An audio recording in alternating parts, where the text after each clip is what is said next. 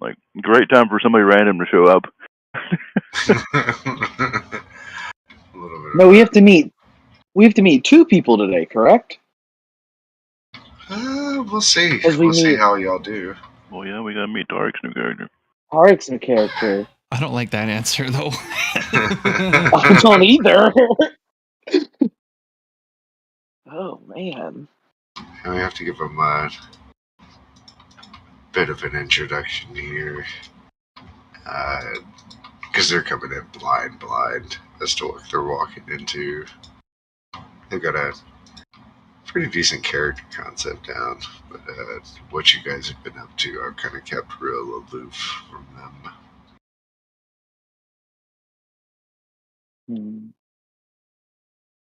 If they're not short, we don't want them.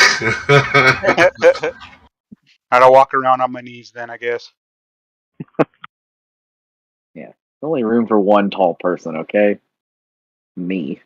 That's how it's been for a little bit. I have to change the act up. If y'all want, kind of go around the table, introduce yourselves to Mr. Egg here. You can call me Apollo. I'm not gonna lie, I'm a little tired tonight, so if I seem a little spacey, that's why. I've gotten 2 hours of sleep, and I'm trying to make it work right now. Yeesh. Say that me. It happens. But my biggest thing is just have fun at the table. Like, if you're not having fun, DM me. If there's something I can do better, DM me. If you're having problems or need a soundboard, I'm generally really easy to talk to. You don't want to make more enemies than what I'm going to throw at you. Because, yeah, you're probably going to need the help sometimes. Other than that, just respect other people at the table. I don't let people make marks on other people's sheet, basically, without consent. So I'm real big on, like, if it's fun for the RP and y'all want to, player versus player or something like that, that's totally cool. If the vibe's not there, they're always on their own to respect that. And their wish is not to want to player versus player. Other than that, if you guys would go around and introduce yourselves as your players and who y'all are playing to our newfound friend here.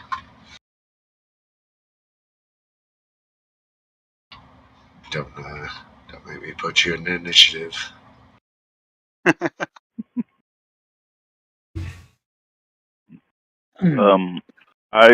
for it. I go by Groovy on the internet usually. My character is Nickel. She's an aberrant mind sorcerer. The best halfling boy you could think of. Very good climber, as Samson will tell you. Best climber. Yeah. Definitely just the normal halfling boy. Usually the core magic user of the group between you and Maldred. But yeah, that's Nickel there. Who's next? I'll go since you mentioned my name. Internet, just call me Sean. People get like my last name kind of weird. McCluskers, it's like reminds you of like a chicken nugget, but just Sean is fine. I am playing a hill dwarf named Maldron. I'll show you that what he looks like. Basically, he is a light cleric. You would know him as, like, before we got to the group, he thought he was like hot shit. But now he like owes his life to these guys because they helped him with a little parasite problem, and now he likes being with these guys, and this is family. And since this happened this session, you're gonna see Maldron really get upset. But that's all I'm gonna say. Okay. Yeah, it's fair. I'll go next. You can call me Logan. or Lolo. Either way works. I am playing Samson Gornstein, an Asmar Rune Knight, with a little bit of Paladin in there. I look like that, basically. Just has a lot of tattoos. If you could just think of like a big Viking man, that's him. He's like 6'3", and has a big ass glaive, and is kind of dumb. So We're all dumb here. true. Don't pick up shiny metal glowing objects. Yeah, what is new player's intelligence? Because is it above 8? Are you the smartest person here?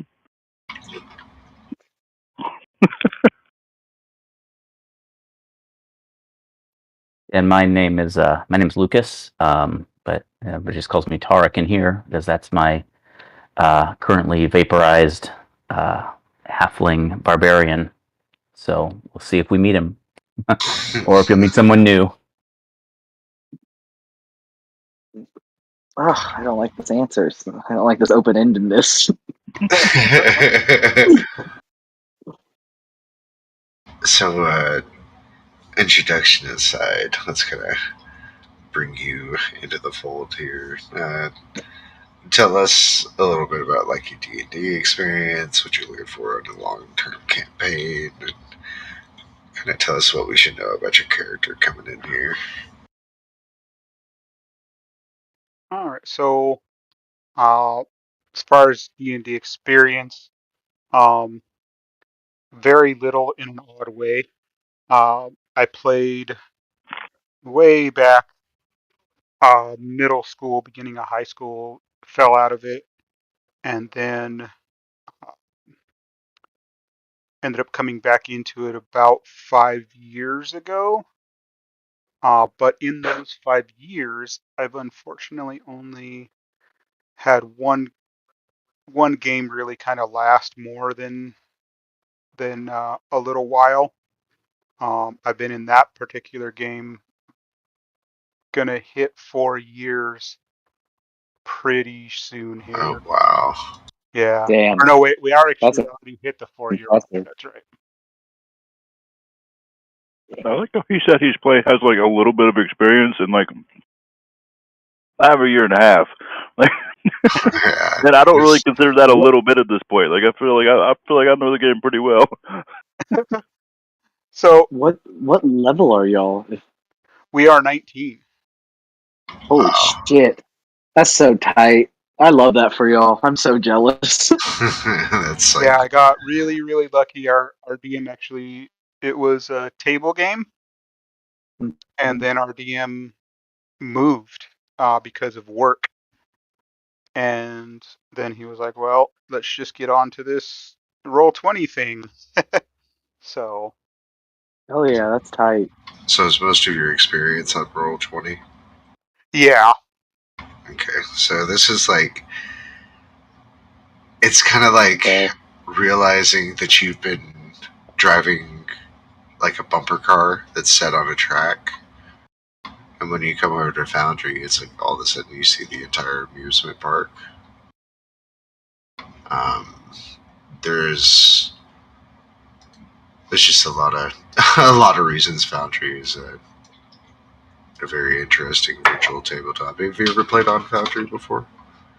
I did play a little bit on one game, um, but not for, again, that one. Uh, Over these 4 years, I've played a few games, but they never last very long. In fact, I just lost my Wednesday night game as of this morning. So, Oh, that sucks. I just after like a year and 6 months had a slot open for a Wednesday night game, but they took like weeks off at a time though, so that's kind of why it lasts. This module you normally lasts like 9 months to a year on average at weekly play sessions. So y'all have been, gosh, y'all were my first game I ever picked up and started playing. So it's been what, like almost 4 or 5 months now. don't even know.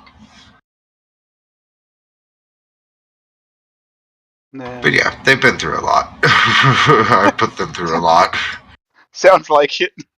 The general gist of what I have telling you to come into Icewind Dale is that for the past 2 years, Nightly, the goddess of winter's wrath, her name is Orreal, and she takes to the sky on this gigantic bird and weaves this ancient, magical, potent spell across Icewind Dale, flying high above it, that seems to emit like an aurora borealis in her wake. The spell actually prevents the sun from rising above. Sorry, let me get us on a map here. The spine of the world, mountains to the south. So because of this, for 2 years, Icewind Dale has literally not felt the touch of the sun on the surface here, and it's just been getting progressively colder and more miserable.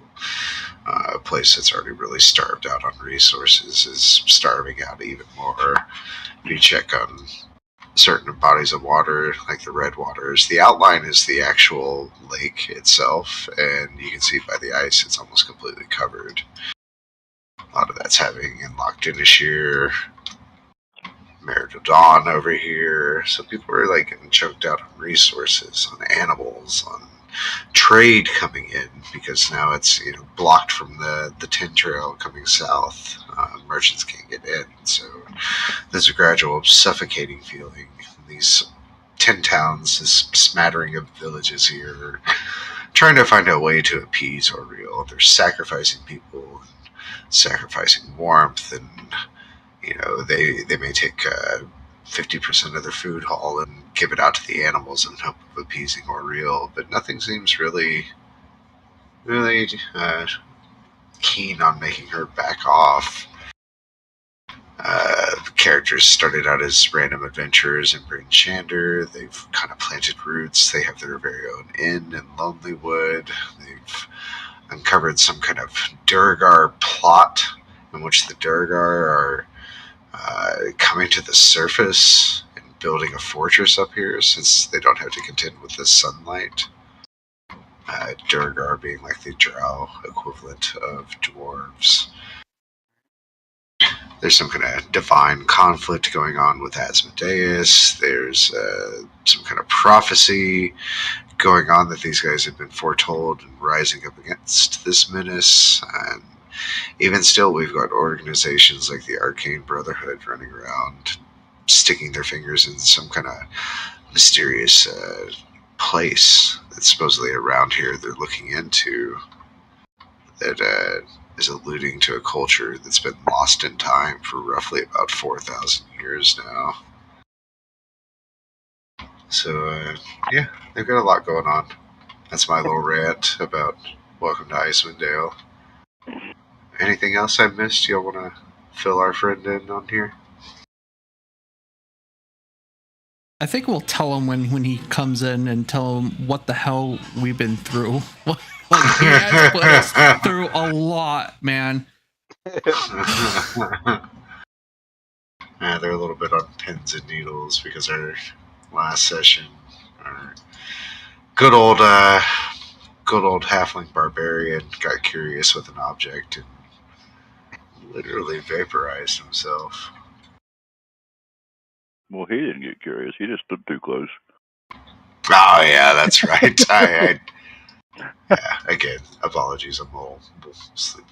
You taunted him with candy and he took it. That's Hampton's fault.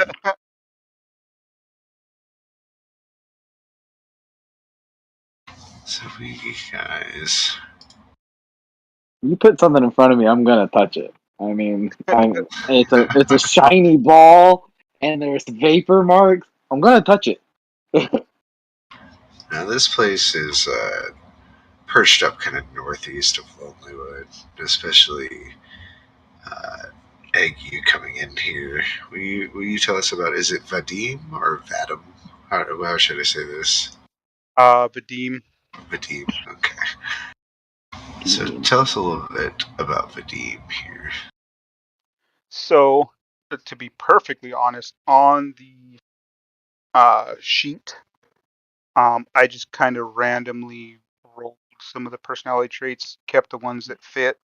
But long story short, he's tied into a character that, well, I was playing in my Wednesday game. Their family, they're brothers, in fact, twin brothers. Um, and basically, he became uh, a, a scout, ranger, tracker kind of deal to try to figure out and find his brother, because his brother took off after an incident where his their father was mugged on his way home from his shop that he ran, was killed, and because his brother had a bad reputation in town and a bad relationship with the father, he wasn't blamed for the murder, but it just rumors took off in the town that he was probably the one that did it, or if he didn't do it, he didn't help him, what have you. So he decided to blow out, take off, and Vadim felt guilty because he saw him sneaking out at night to leave and didn't stop him. So now he's spent the last little while tracking after him, which they'll never meet in game, but that's just kind of my little backstory for him. I dig it. Works out well. What kind of ranger are you? Just normal PHB ranger. I meant what Subclass. I know, I'm doing Gloomstalker. Thick. That's a good one. Hell yeah. Yeah, so they're And he is a 6'3" person, so not short. God damn it, we're the same height. Fuck. Oh, now we've he's got not very competition. muscular though. He's more sinewy. It's okay. At a certain level as a rune knight, you roll 3d4 and you grow that amount of inches. Yeah, I've seen that before. Which is wild. You could grow a whole foot. Like that's I, just like I had that'd be a so obnoxious.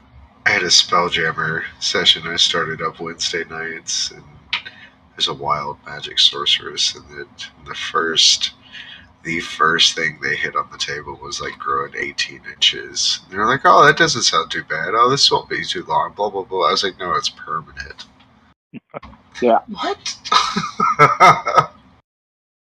that sucks. That's Can great. you imagine you're like a halfling and suddenly you grow a foot and a half? Like suddenly you're normal, suddenly you're like normal size, but you're a halfling. I thought about playing a dwarf for that reason, just to be a tall dwarf. Because I think that'd be funny. Oh, the places and things we'll go and see, y'all. The stories I wish I could tell you.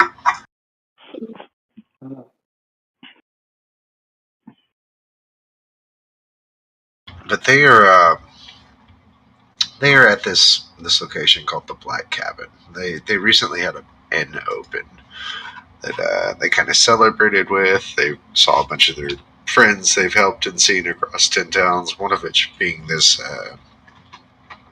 gnome that's normally dressed in a teddy bear costume that goes by the name Copper Knobberknocker.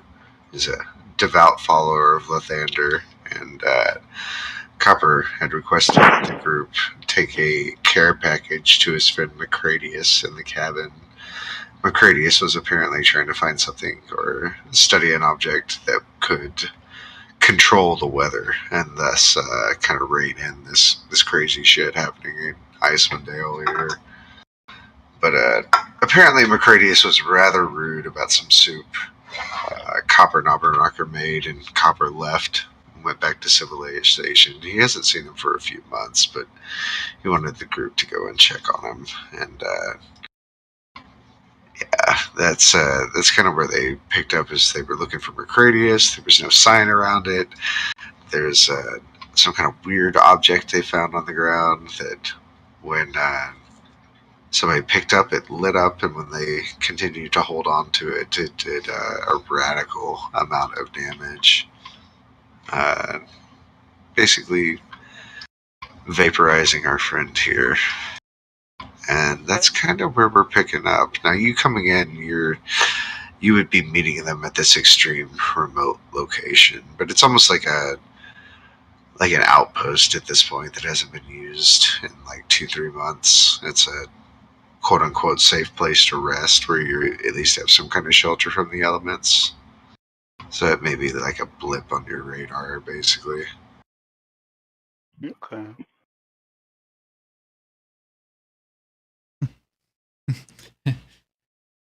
Maldron, I'm the only one that witnessed this shit, and then Samson's was the whole brunt of it.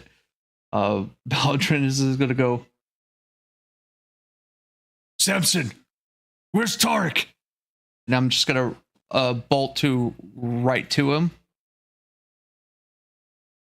and just Samson is crying and just not responding to you. Tarek. And I'm gonna look down. I'm gonna notice the scuff mark, right where his there's like a body of him, like with like a blast radius body, like a nuke, right? I'm assuming, or it's just ash. It's like an imprint, like a bird imprint, and that's it. No ash, nothing else remains. Take a knee. I'm gonna look, and I'm just gonna scream, "No! It can't happen again!" And Maldron's gonna be really angry and gonna rush to the table and just fucking smash it with my warhammer. Damn it all! You see this kind of appear across the table. Just because I can't remember exactly how we ended, did he write his name in the snow? Because I feel like at the end you said that, but I couldn't remember if you, like, I feel like you did, but I can't remember. Like you said that the name Tarek was written in the snow, but we don't know like where that came from. It's like somebody took a finger on some frost painted glass and just ran it across there. In that sense, it's like on the ground, and I don't know if you've seen Tarek's handwriting. That may be like the only indication you have, but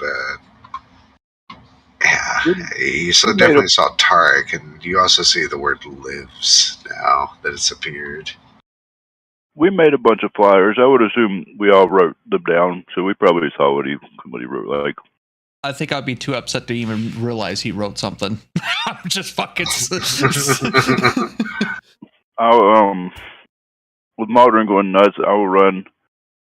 Knowing that this is like broken, I'm gonna kind of like grab the wall instead to get over to the door and get in. And I'll just be like, I think we left the windows open too. No, we didn't break that window unless the like explosion broke it. That window's open, and back here. Oh yeah, we did it. Broken. Okay, so yeah. Okay, so I would have just like stepped in then. Okay, but I'm gonna keep my distance because I don't. I'll just be like, what the fuck's going on? Tarek's gone, and I'm start fucking now. I'm like start crying really bad. Samson, right there with you. I mean, I'll like reach out telepathically, see if I can find anything. I'm assuming I don't.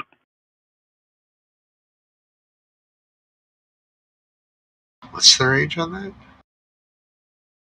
I mean, my telepathic speech is like 30 feet, but I think I have to see what I'm connecting to too. So, yeah, nothing really blips your radar here. I mean, well, I could cast detect thoughts again, but I don't think I have a reason to.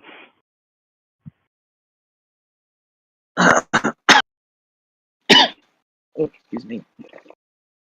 What happened with that thing? I was running around and saw a big flash. Torek blew up. Samson had to grab it and it blew up. Still crying. Still not responding. Um, Well, why? do we Are you still see? holding it? Yes. Still standing there. Still injured. Still holding it in both hands. Gonna look up and like you just see the concern. Like, what do I do with this thing? But maybe put it down. Maybe like throw it in the corner and don't touch it anymore. What if it blows up again when I let go of it? I mean, it seemed to blow up when you touched it. So, like, do you want to keep touching it? It doesn't light up if you touch it at this point. You guys hear kind of coming around, each of you around the cabin, just this.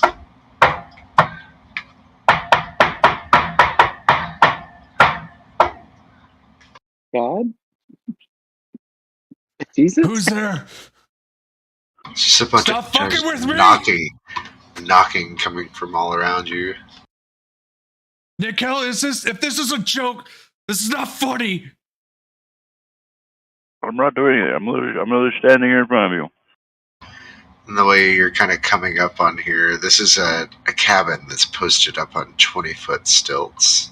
And on the southern portion, there's an incline of steps that takes you up onto a catwalk.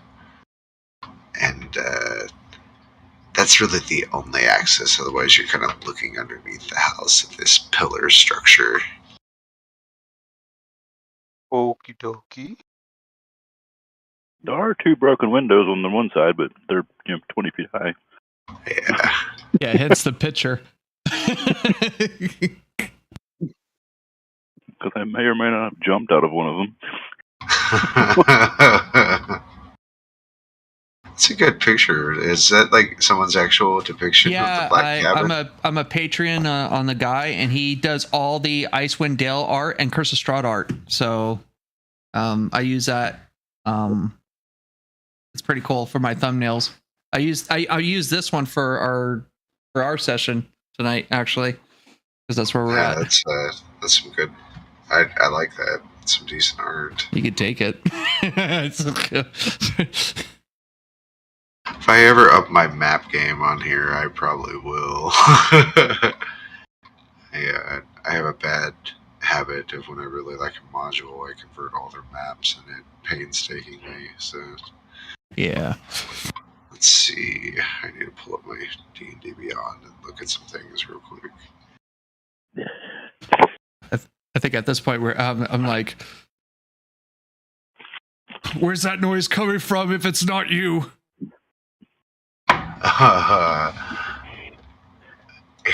Yeah, Tarek. You can go ahead and do that and redo it. What? Sorry, I'm dealing with a lot right here. I think if we're hearing a bunch of noises and stuff, we don't know where they're coming from. I'm gonna go ahead and cast Detect Thoughts again. Okay. And run around the house and see if I can find anyone that isn't the 3 of us, basically. Okay. I'm assuming I don't, unless. Do you pick up our surface thoughts when you do detect thoughts, or do you have to point it at? I mean, I'd have to it specifically look at you. I mean, you can't stop me, but yeah, I'd have to specifically. And then it's a roll. It's a roll for you to go deeper, right? Yeah. For me to get stuff you aren't actively thinking about, I'd have to roll for you to. I'm just trying to remember. Cool. I'm basically right now just using it as a detect creature because you can tell anybody that's within 30 feet of you. my guard's down, you can see all shit right now. So- That's going through my head. That's the real question, Maldron, is to the southeast of you, something that's kind of moved into your field of view, something that is trying to be silent. You, with your immaculate 21 Mhm. passive perception, would notice them kind of Oh step, my god. Yeah. step into 21? view. Mhm. He took observant. I never want anyone to sneak up on me again. That's my backstory. Very I fair. love it. So, coming from over here or down here? If you look, you see an unfamiliar person that's climbing the stairs here, kind of skulking about a bit.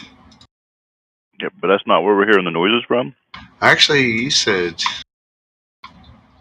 Gloomstalker, huh? You're probably straight up invisible, honestly. Yeah, if it's in low I light. think Yeah, that's the thing. I low know. light. I should have said this. He's right here. There's If he's right here, I know he's here too. I don't don't- think you'd be able to see him because he's technically invisible. Yeah, but if I cast detect thoughts, I know he's there. That's true. Within 30 feet, I know Yeah, he's he's just in range. What would his surface thoughts be approaching this situation? What would our friend Nikel here pick up on as you're creeping up?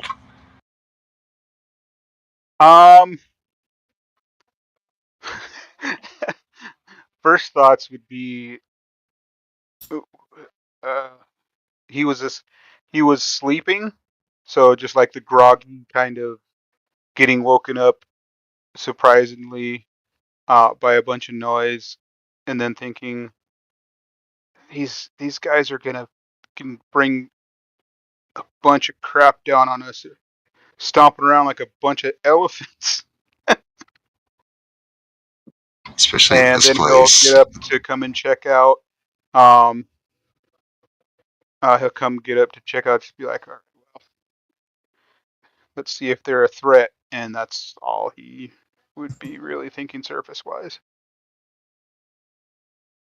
Okay, I would like immediately just be like, modern steps. Somebody's coming up the steps that isn't anyone we know.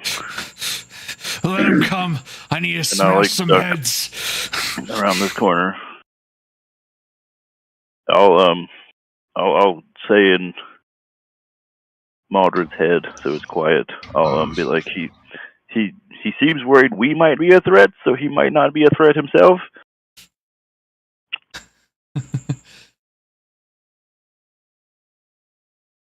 And I wouldn't notice the detect thoughts at this point yet, right? No, if I don't dig deeper, you don't notice anything. Okay.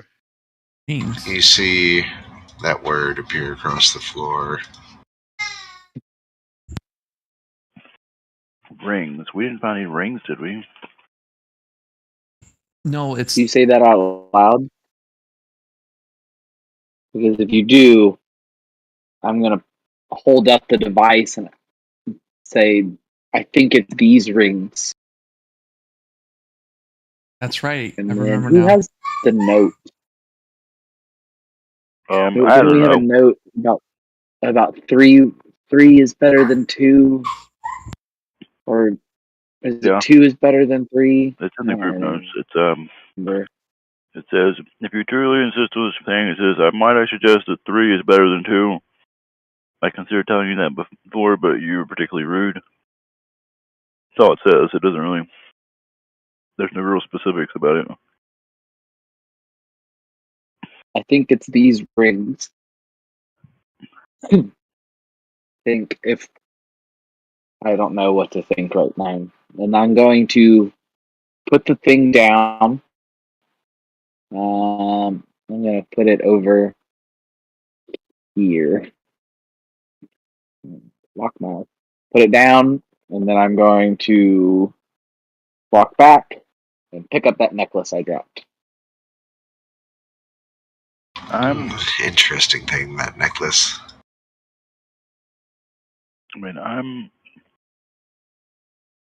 So I think there's some importance between it and this thing because it survived 2 of these big ass blasts. Well, it's magical. It's hard. It's gonna be hard to destroy. I don't know that too much. Okay, I don't know much about yeah. magic stuff. Yeah. Y'all are Man, hearing an excessive amount of knocking that starts coming from this room. I'm Like someone's focused. banging on the inside of the door. I'm focused more on the person approaching. Very true. I Very would true. probably go over there. I'd probably go over to the banging. I'm really scared to walk by this fucking near this hole. And a huge Or the weak rotten floor. portion in the bottom of the floor. Yeah. You know, this cabin is currently not hanging like beneath you right now. The only thing that is, breaking your fall is this flimsy board you're walking on. It's roughly about 140 feet down right now. Let me Wow. in. Um, Let me in.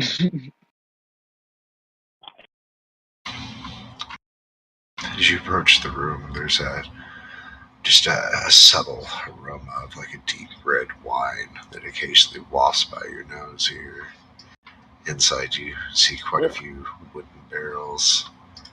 Kind of looking at that, wooden barrels bound in iron bindings across them. And we've got what's going out on the porch over here with Vadim, or this stranger rather, from y'all's perspective. so I'll go like peek out. Yeah. Who's there? So You see this like halfling-sized creature pop into a broken window, and seems very authoritative and addressing you coming up the cabin here. so how do you ping on this one? Do you just hold the Should be left click and hold.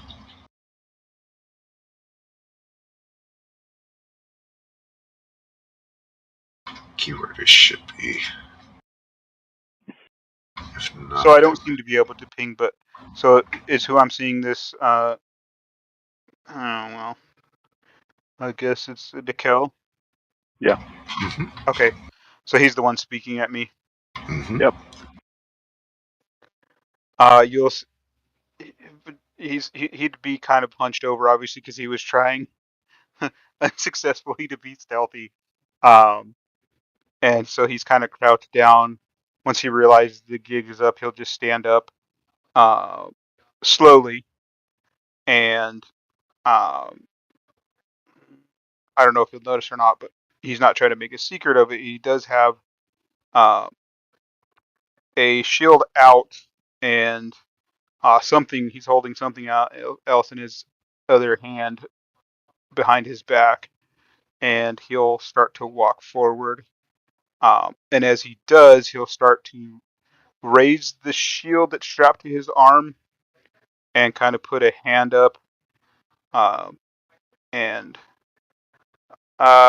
he'll come out and speak. Hold on, let me see if I can. Can I do that or not? Nope, I sure can't. What's up? Sorry, I was just trying to. I have my um, push to talk bound to a really bad key right now, so I'm gonna figure something else out. So I can't speak and do things on the sheet on the on the screen right now.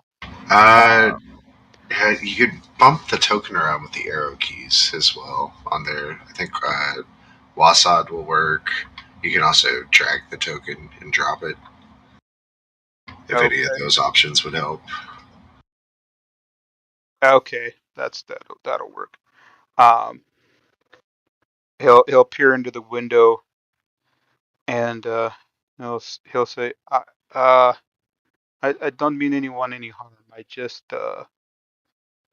you're a bit loud. I was trying to sleep. And he'll just stay right where he is so that he doesn't, he's not getting any closer. Where'd he go? Oh, right there. Okay. No, I have vision of that square, but I can't see him. Foundry's real For some reason. meticulous when it comes to vision, so even though Yeah, it's like you guys may be 10 feet apart, if the angle doesn't line up, they won't let you see each other. yeah, I can't see like half the square, so it doesn't want me to see him. Yeah, it's very precise when lighting in comparison to Roll20. Yeah, So he'll just say, I don't mean anybody harm. You guys are being loud. I was trying to sleep. This seemed like a safe place, but sounds like you're having quite the time here. it did seem like a safe place until a few minutes ago. What happened? Well, there was an explosion or something.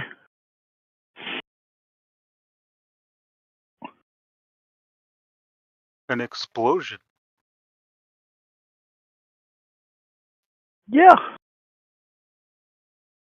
I must have been more asleep than I thought. Samson, this word appears in the room before you.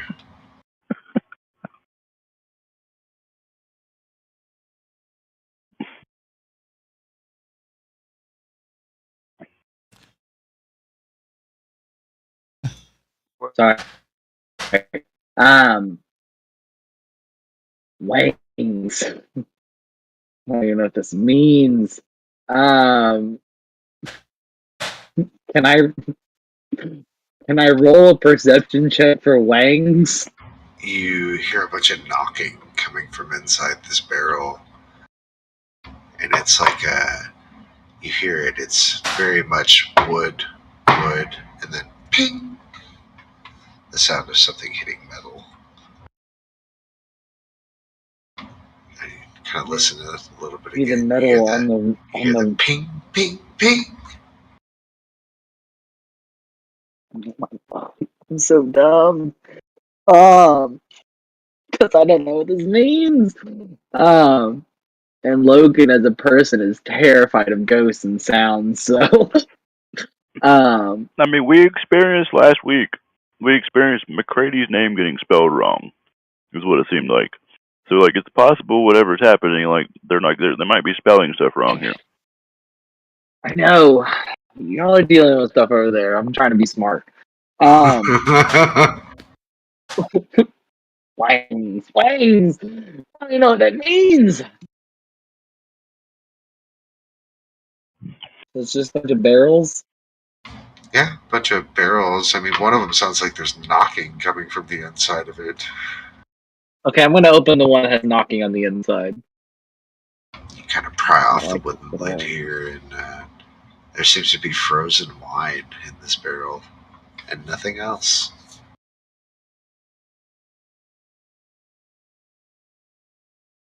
Huh.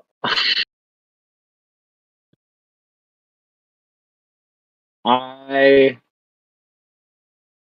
try to smash a barrel and the metal thing survive. I'm trying to think in my mind. We'll put a pin on it and let you think about it for a little bit. And, please, thank you. I got a little too high before we started playing. I got a little too high. There is no such thing as too stoned in D&D. I am your dungeon master, and I encourage you. So it's not peer pressure; it's just your turn. Okay. Well, put a pin in this while I try to figure this out. To put it in perspective, I'm pretty baked every time I run a session, so don't feel bad. So, yeah, we've got this conversation, this interaction going between Nikhil and Vadim as they suss each other out here. I think Maldrin would hear Nikhil talking, and then Maldrin's gonna fucking stomp his feet and just go, Are you the owner of this fucking black cabin? If so, you killed our friend with your monstrosity of a contraption. I'm just not gonna fucking listen. So, he'll get a real concerned, or not, a real confused look on his face. And someone died? No, I don't own this place. Are you kidding me? This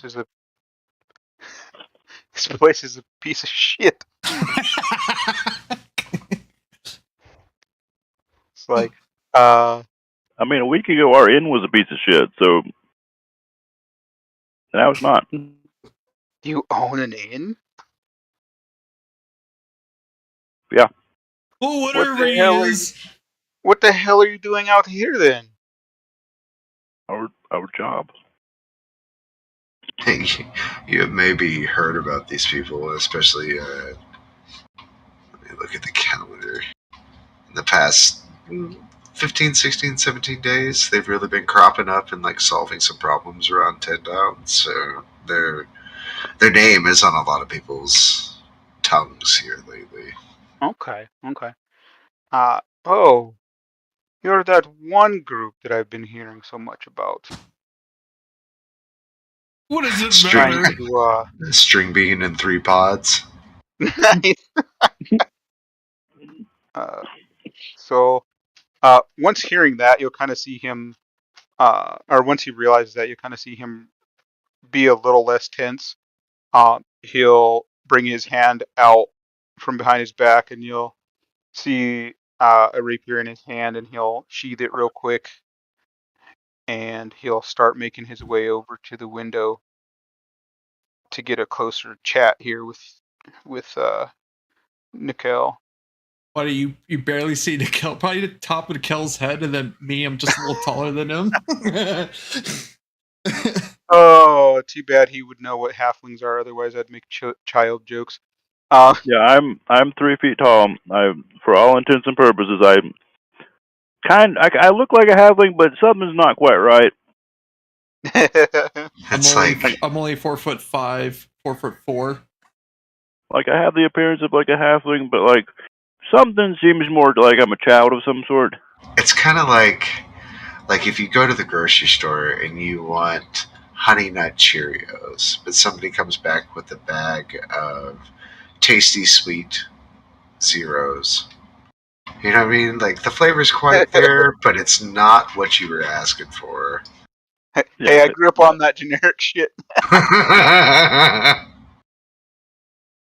These are rice puffies. You're right. Colonel, God, what did they call the Captain Crunch? Colonel Cutbrother. Colonel Crunch. Something yeah, like but it's that. just but like, he more looks like a child, but like he carries himself and dresses, and he has he has like a sword or a dagger and stuff. Like, the appearance would say he's not a child, but like he definitely looks like a child. So you would probably assume halfling. Okay, so he's gonna glance down the little walkway he's walking, see the giant holes in the boardwalk, and he's gonna look over to go. Would you mind moving back just a hair? And he's gonna try to start crawling through the window. Sure. And he'll look over, and I'm guessing this purple or pink circle is the explosion area. It's a little device that. Oh, it's the device itself. Okay. You may have to scroll up ever so slightly. It's way up there. Let me find it again. Hold on. It's a device that looks like this. If you look in Discord in your general chat, it's basically like a hunk of metal in between 2 very tightly knitted rings. Okay, yeah, I see it.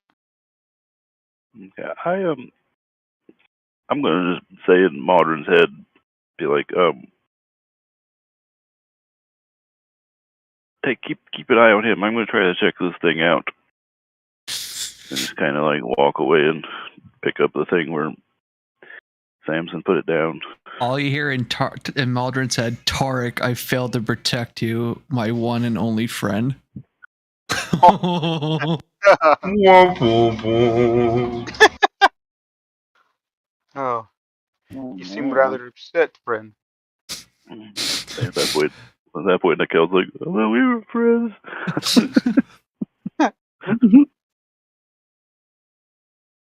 Yeah, I want to pick the thing up, look at it, and see if I can. Like, I never looked at it before because I was terrified of it. So, Give me an Arcana check. bad at those.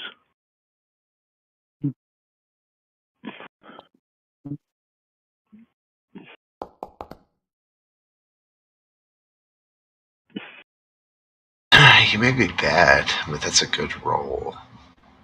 I'm gonna PM you. Maldron will go, yeah, I'm upset. My friend just blew up 2 minutes ago, and I couldn't do anything again. And then I guess I'm assuming that's the bookshelf, right? I'm just gonna fucking smash it. At this point, too, Nikel's be like, "You keep saying again. Why are you saying again?" You when you were going in my thoughts, you saw me fighting that frog looking thing I was telling you guys about, and all my friends dying around me. All my dwarf friends dying around me. Oh, I guess I wouldn't ask, but if I saw it in your head. Yeah, you saw it, but that's where my emotions was spewing out. Okay. Yeah. The red frog demon looking things.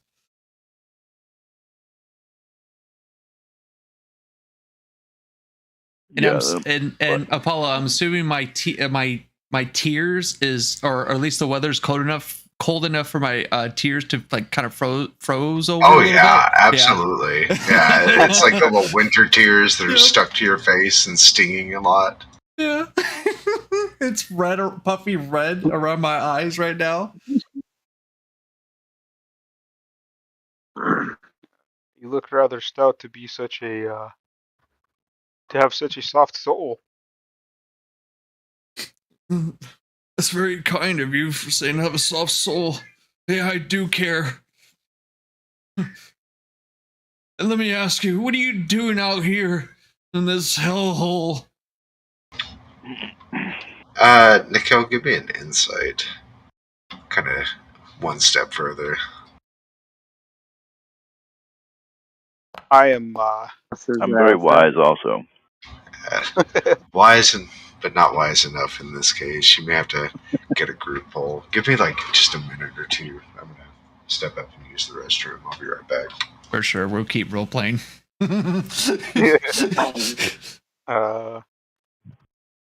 What? Now I lost track of my thoughts. Oh, what am I doing? I'm on a bit of a search mission, in fact, and since you seem to have been in town a bit longer than I have, or in the area at least, I've been looking for someone. He's well, he's just about the same build as I am. He is a little bit bulkier, and he'll kind of do a little flex kind of thing to show that. He goes by the name of Cordless. Have you happened to come across this person? I don't think so. I mean, we have a tavern open the week. I haven't heard any name of that. And I'll turn around. I'm assuming Nikel's probably grabbing the fucking thing, or at least looking at it, and I have no idea where Sam's is at. And then I'm gonna yell, Nikel, please don't touch that thing. I can't lose another. Beam's gonna look over. He's gonna be like, "Is that what blew up your friend?" As he takes a step back. Yeah, please. And I'm not going my hands on these. I beg of you. Don't touch it. Oh, actually, Nikel, give me one more insight, because technically this should be an advantage for you. Okay. Oh. It's still not good enough, though. Yeah, I'll just be like, the modern's freaking out about me picking it up. I'll just be like, it looks like this thing could control the weather. I don't really see any reason why it blew up. Who gives a shit if it controls the weather? I don't want you dying. Well, it doesn't. As It we're doesn't talking, seem. is there just like a bunch of splattered bits of someone everywhere? No, this, gosh, this did... It was like 91 damage. I think it's 20d10 plus 35 radiant damage. It was 91 damage. The rolls were rolls just above. Oh, It it's was 91 10d10. damage. Yeah, it was 10d10 91 plus damage. 35. Yeah. It vaporized him basically. It Kid did Lord. enough to kill our frontliner, like full out vaporized. There's no piece of him left to resurrect. Like he's gone. Yeah, the scene of the crime is right here.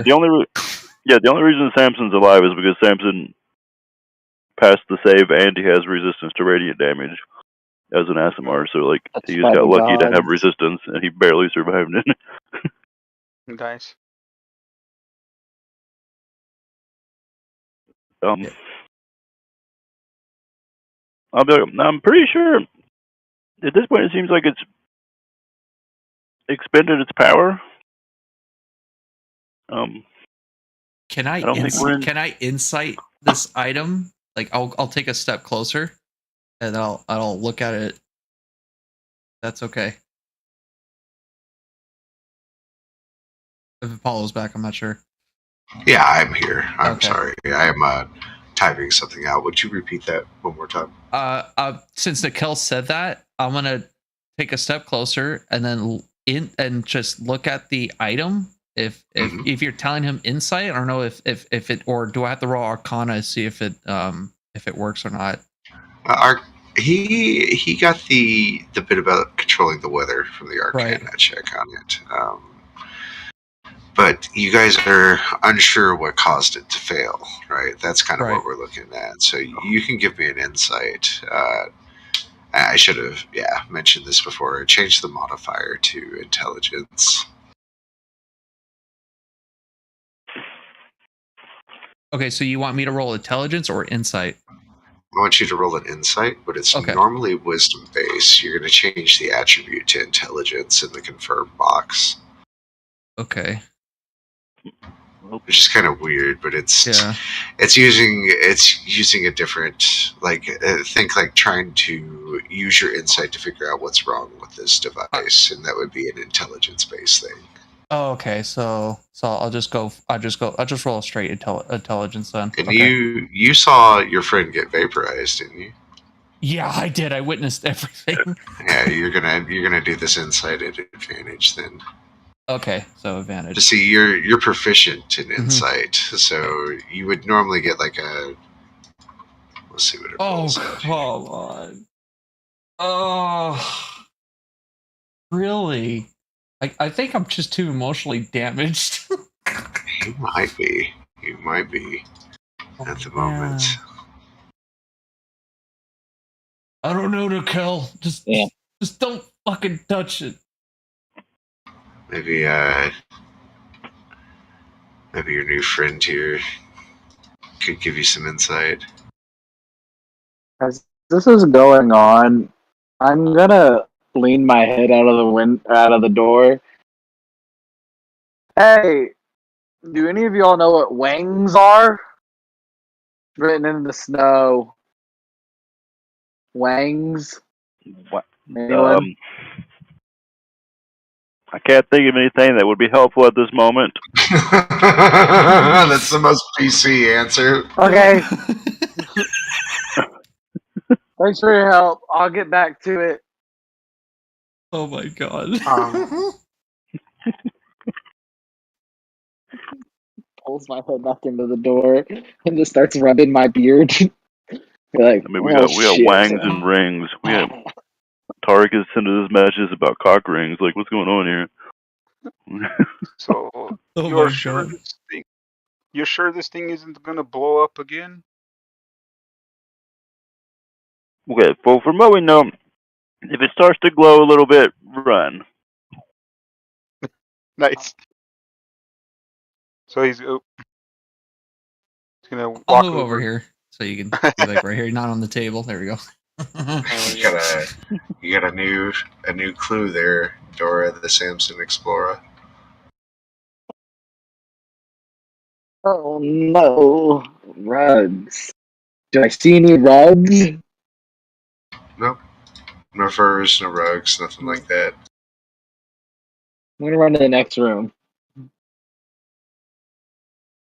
Kick the door open. Do I see any rugs? You open it up. No, there's a smattering of interesting things in here. A bunch of papers all along the walls and on the floor run around here. There's a fireplace and 2 empty bookcases, and like I said, tacked to the walls and strewn across the floor are frost-covered blueprints. Face down on the floor, next to one of the blueprints, is a very tiny man that's made of clay. Think like an action figure sized, or a GI Joe or something.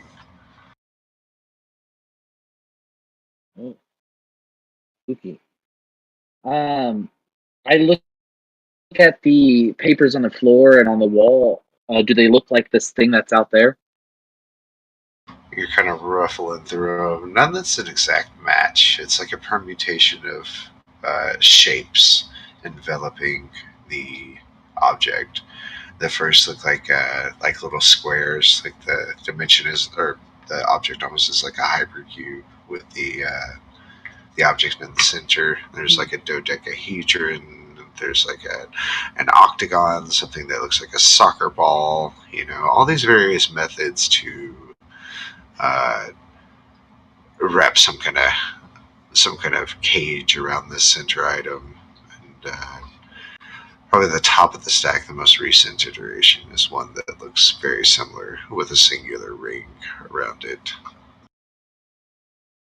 I just start grabbing all the papers and start putting them all together.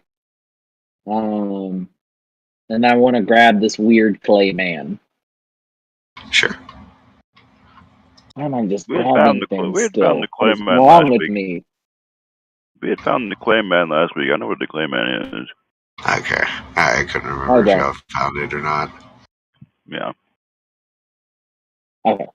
I grab all the papers, start throwing those all together, and I'm running to the next room. You heard a bunch of tapping coming from the barrels again as you left the room. Barrels. The wine rooms. As you leave this room, I'll be like, "Have you found anything yet?" Papers! I found papers! And then I'm gonna run back to this wine room. Something in here. There's something I'm missing. What's in the box? Nice.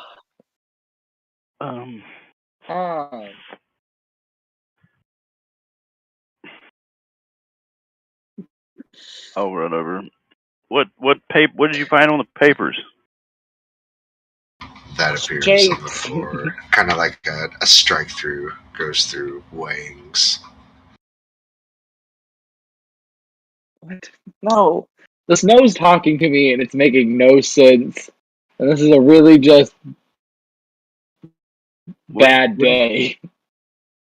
I'll come over and be like, what did you find in the papers? I'll hand you the papers. Yeah, I'll look over it. So I see the thing with one ring. I think maybe we need to rings. Don't understand. I'm gonna break one of these barrels and try to take a ring off. Wait, yeah, I think we need to find something. Is there anything they that looks? are banded and ironed. Yeah, I said, like, is there anything that looks like a similar ring? There are concentric iron rings that are kind of holding these barrels in place.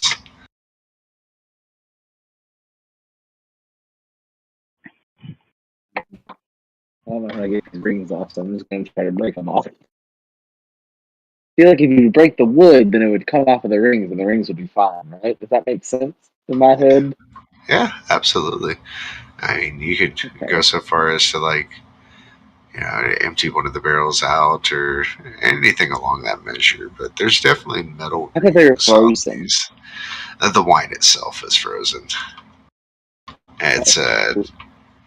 It's kind of stamped with a logo of the Deseret Valley, which is like thousands of miles away from you guys.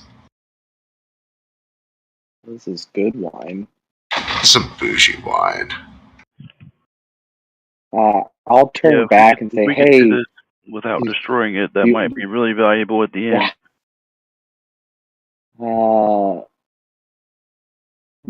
We should just take it back to the inn then. If we're going to need the wine anyways. But I think we need a ring here. You're hearing all the tapping from the various barrels around you. Nowhere in specific, just a bunch of random tapping. Cool. How the hell am I going to get this frozen wine out of here without breaking anything? I mean, if we have to waste one, we have to waste one. Cool. And then, yeah, I'll take the time to get me a ring off of this thing.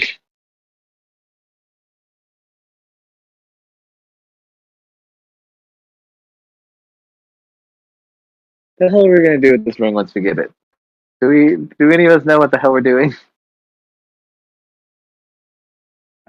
I think if we maybe could put it around the device, then it might, at this point, it might stabilize it. It's pretty big for the device. Like the ring, the two that are on there are pretty tight knit and pretty proportionate. This hoop would be way flatter than the rings and much larger circular wise than what you would expect to fit it. Okay.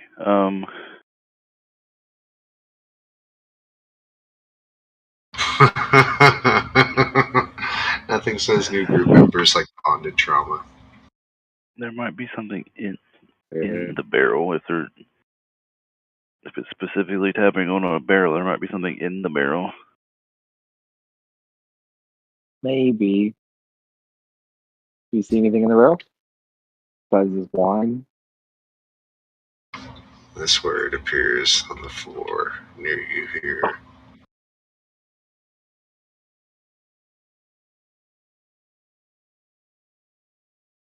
Text. Ooh. Fools. Fuck. Okay, I know I am. Would Maldrin actually now finally notice there's like writings all over the goddamn place now? Yeah, probably. Okay. I'll go. Tarek? Is that you? If it is, spell out yes.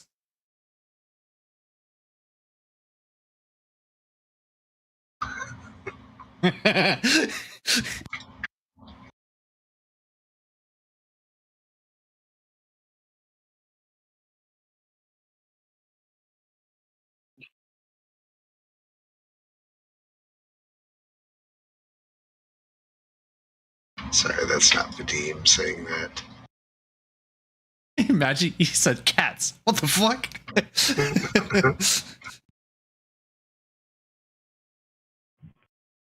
Okay.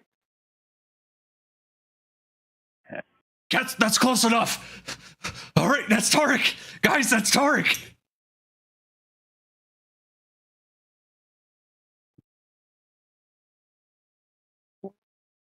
Given that he just called us fools, I think he might have just called us pussies.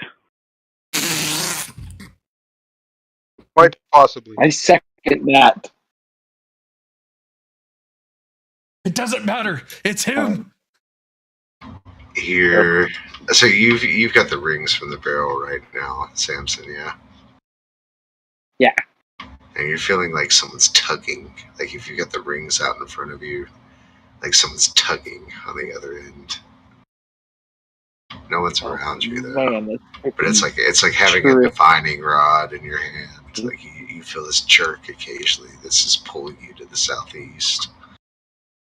I've used those before. I know exactly what this feeling is like, and it feels gross. It's taking me where?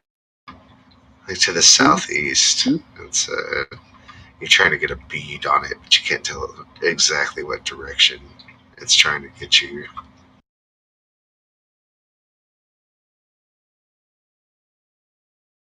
I feel like I need to avoid this. Like, towards this direction, towards this thing? Back towards the object?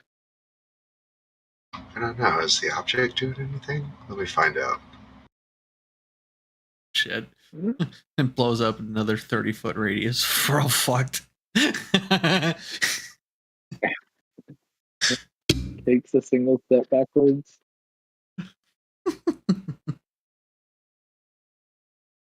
Oh.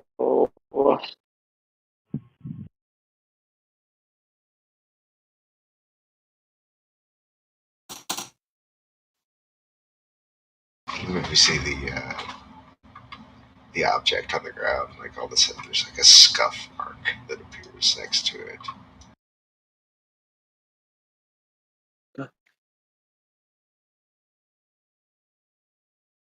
I'm gonna turn and look at y'all. Someone help me. I don't know what to do. You see like this appear.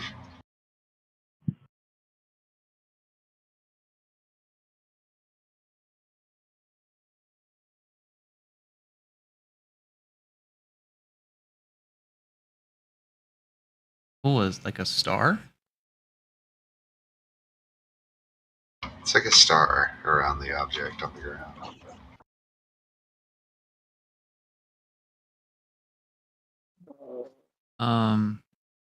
Hmm.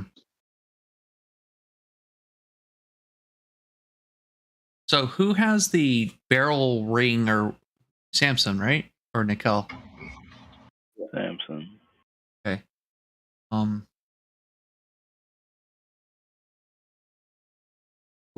Would Maldron be? Me as a player, I think I know what we have to do, but would Maldron can put things together and figure that out with the amount of things, or do I have to roll like an intelligence check for that? This would harken back to our insight here. It may help to ask your new friend. Maybe he can put it together. I know what we have to do. Vadim, right? That's your name? What do you think of all this? So I just got back just recently, so I'm not sure what's going on.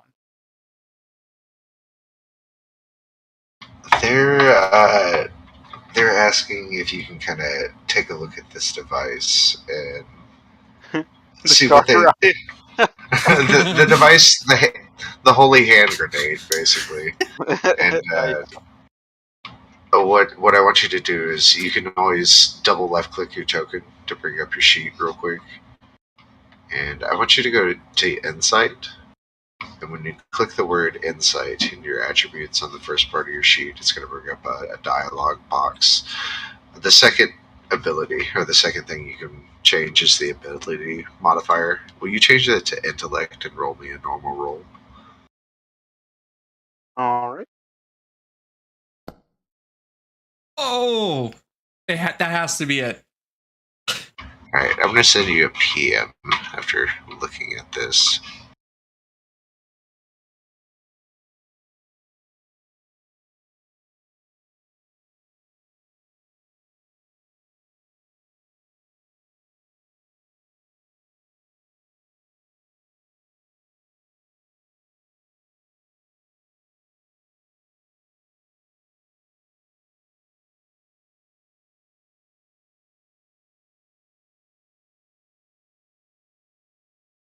We're gonna save you, Tarek.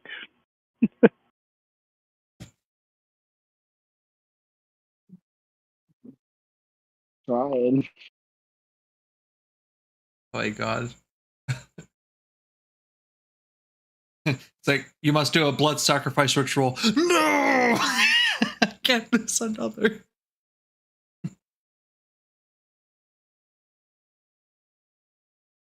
Blood sacrifice. Good thing we got a new guy that no one's attached to. Nice.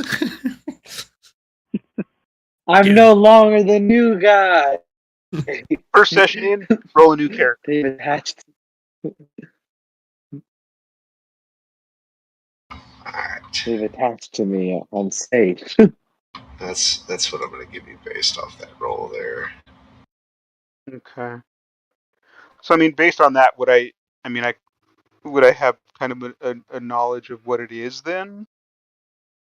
I mean, based off your cohorts around you, you know that apparently it's some kind of device to play with the weather, and in that sense, but given your insight in trying to analyze the problem of what's wrong with it, especially in an arcane sense, you can tell that it's flawed because of this currently. Okay. So he'll look at it and you'll see his eyes get a little bit wide for a brief moment. Look, I'm not sure exactly what this is, but I think I've seen something like it before, and this is not good. I wouldn't touch this. In my experience, I think Like, this is something that's ready to uh, explode again if we can't get it under control somehow. any suggestions or Is this recommendations?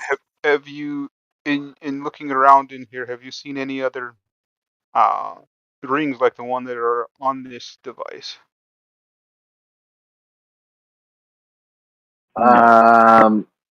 No. It's like, I don't think we really checked over this room at all. I'll run over to this room and look around. If I can click right. Well, for now, my my best suggestion would be to stay away from it until we can figure that out. And then Vadim will actually try to run and look and see if he sees again. Just these guys have probably already looked, but he's gonna go and try to see if he can find anything that looks like that the rings that are on the device currently. Give me a perception or Okay. investigation. I'll let you make a choice.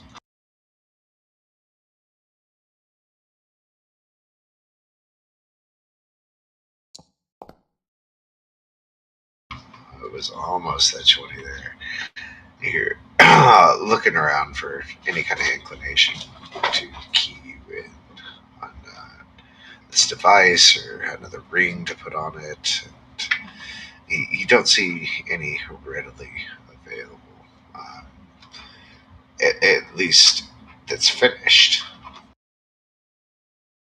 But So kind of looking around, I think there's an idea that strikes your head when you give another look-see in the laboratory here. You find like this cast iron crucible. and where is the lab? Am I in it currently? Yeah, you're in it currently. It's kind of a laboratory setup. Hey guys, listen. I think I might have found something over here. This looks like is where maybe they made these rings. I don't know how well I would do, or how quickly we could do it, but it looks like we might be able to make a ring. Really? Quick DM question. Mm-hmm. Would it be like, would this be like to make a ring like this, would it be more a tinkering or more a smith? Well, like a jeweler, because it's a ring. I know it's not the same kind of ring. It's more about use. You would be able to do this simply with like a snow mold and some smith's tools. But the tricky part is you've got the rings, right? But the rings aren't the only thing that's on the rings. They seem to have this really ornate runic script across them. None of us can do that. So the process of getting the rings, especially with the metal in hand from the barrels, that's not going to be hard. You fire it up for a few hours in the crucible under a campfire. You make this work. We could say like you guys could do that over a 2-hour process here. The hard part is going to be the etching, the ruining of the rings. Heard. Well, then, yeah, I guess we'll take the 2 hours to make the ring. You You guys can gotta make take a some. ring? Yes. Yes, we can make a ring. Well, easy work. I'm a smith, so this is no problem at all. But Impressive. I bring the 2 remaining short people into a little huddle real quick, and I say, okay, I didn't want to talk about the wizard just openly. Do you think he could do the runes on this? It's very possible. The thing is, do I see the script on the rings? Is it clearly visible in a language that I know and able easily to copy? It's probably more like runic magic than anything. So that I won't be able to do that. Ugh. I would say what you're gonna have to do more than anything is probably take the tinker's tools, because that's something to work with real small metal objects, things like etchings and scrapings and abilities to manipulate like cog size pieces and small little watches, things like that. So it's got the tools necessary in there. Yeah. It's obviously going to be something dexterous, but what I'd like to do is, after we get these rings forged, is we get one of y'all to give me like an Arcana check, but we're going to change the modifier to Dexterity.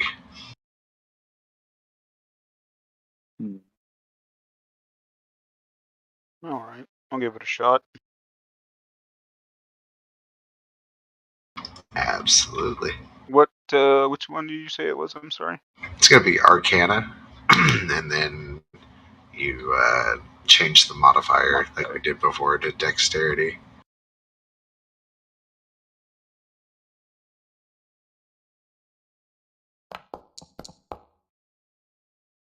That's a Please. good roll. That's a very good roll. You guys overlook Vadim, this newcomer here, working dexterously with these tinker tools. As I don't know if you as a character would take like an etching of it, perhaps, or just copy it, using small little ratio measurements. But over the time, Vadim makes this ring basically carved in the same runic script, to the same proportions as the other rings around it.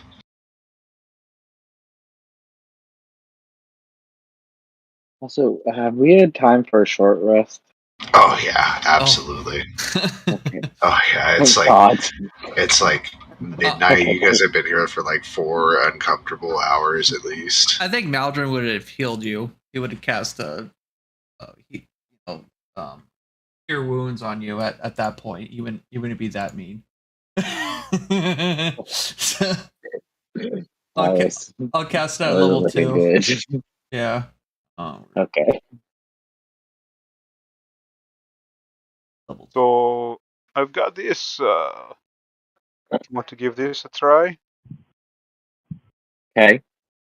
By the time you come out on the end of it here, 17 points of healing. it's going to take probably about like 2-3 hours to attach the item or the third ring in place here, line it up so it's all balanced and whatnot, precise. Cool. You know. No, I'm sorry. You were saying something. Take your time. No, that 17 almost brought me all the way back up to full. So shouts out to you. Perfect. Still gonna roll one hit dice just so whenever I try to put this thing back on, if it tries to kill me again, I'll be at full health since I can possibly survive this. Back to full. Well, if Cool. that's the case, if you're going to be touching it, Maldrin will definitely cast Bless on you, and cast Bless on Vadim for sure. How do I do multiple targets again? I think it's Shift or Control or Alt. It's one of those. Yeah. So Vadim, everything in Foundry is targeting people. Okay. And everyone. basically you always set up Foundry to tell it who you're casting on. If anything, use the target reticule if it's giving you shit. Okay. Yeah, it's not giving me the option to grab both of them. I don't know why. Let me see. I change to the target reticule and then shift click them because I know that should work. It's either shift or control click them. Oh, there you go. Got it. There you go. I was like, what the hell? It's not doing it. Yeah, it's one of those, but Foundry does some really cool automation type works, and it'll actually handle spells like Bless and whatnot, provided you do the mods. Go ahead and cast it out for me there, Maldrin. Oh, I think at that point, if I knew people were doing it, I would definitely, because it's going to take him a couple of hours or like an hour, I'm assuming, right? And since Samson took a short rest, I think I would know the plan and let me re-import so I get Bless prepared, because I thought I had it prepared. I guess. You can always, you don't have to re-import for that. Actually, yeah, your sheet's not set up the way I need to. Yeah, that's weird. Yeah, I know that's the thing. So I'll just re-import it. Oh wow, that's why. Okay, a lot of this stuff is turned off right now. Let me go ahead and import you myself. Okay, for sure. Let me get rid of. I'll get rid of detect, or I'll get rid of command. And there, I'm all set. Whenever you're ready to import, and then I'll cast away.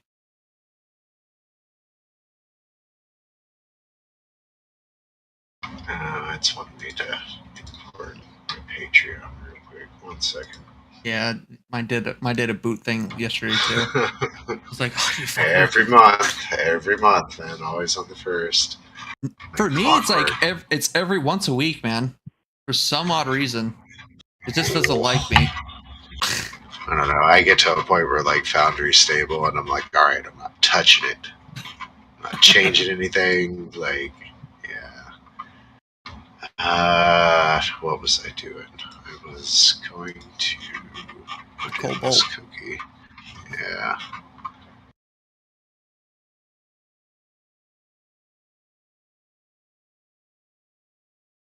Yeah, I think Sam said he would need the bless, and found him if he needed bless too.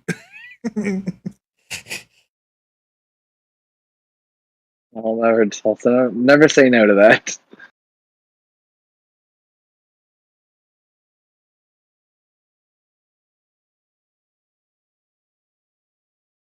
Oh, I'm so terrified this thing's gonna go off again.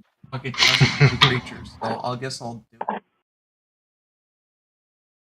I'll do it on myself because I think Mikkel would not be around us at all.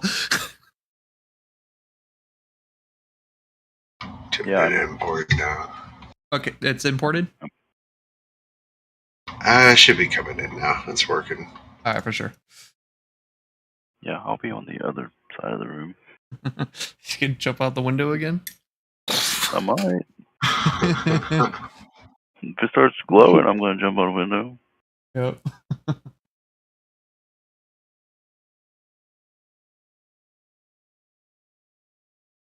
Okay, now you have your full spell list on there. You see. Oh, that's wonderful. Because I was like importing it myself. Like, kind of, I gotta keep switching it. And And what you do now is like if you want to unprepare something, you just right click it, hit unprepare, and then click the other spell you want to prepare. you gotta tell me how to do that to import the whole thing. It's Patreon from what is it?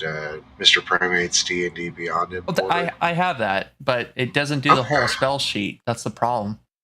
I don't know what to do. Yeah, I'll have to get you my settings and see what I could do.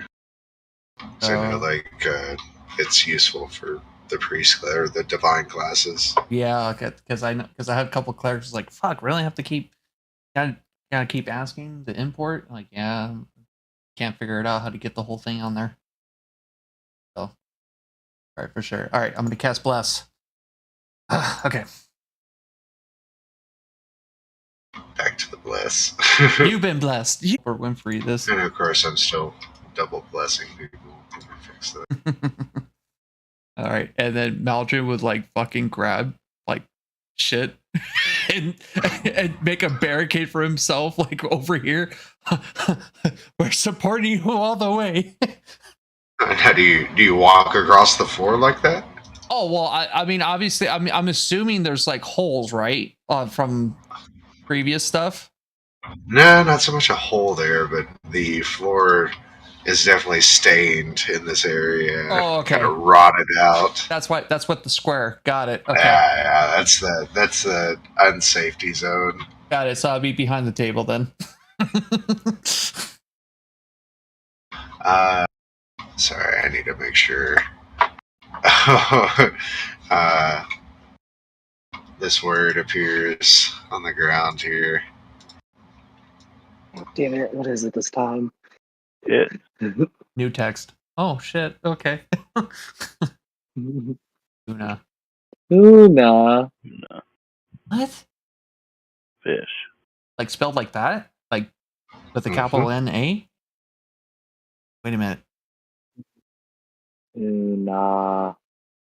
No. Cats, tuna. Wang. We should I go don't fishing. know. We should go fishing.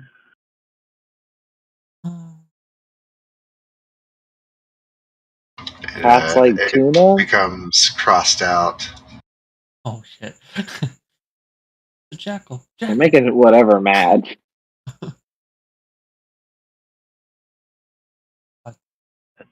Oh.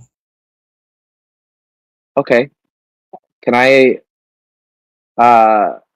attune to this thing? It'll it'll take an hour to attune to it, but yeah. Cool. Oh damn, and my plus would be fucked up. I have to do it again. Cool. Cool. Then yeah, I will take the next hour and I will do it in this room back here by myself. So in case at any moment if it blows up, it's just me. I was gonna say I keep my distance the entire hour. So I bump it an hour here. And you come out attuning or being attuned to it. Oh my god, I'm fucking terrified. I'm gonna type something real quick on my end that's going in the background.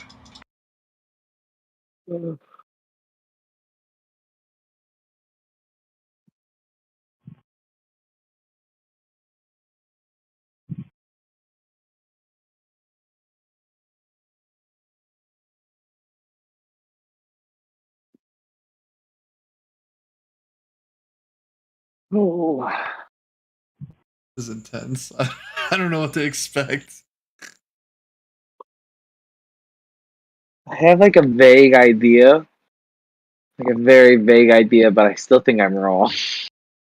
You're probably about to crap your britches here. Oh. This. So the best thing, you know what? Let's go in a different room. I'm gonna pull you in a different room real quick. Oh no. Not a good sign. No, it's not.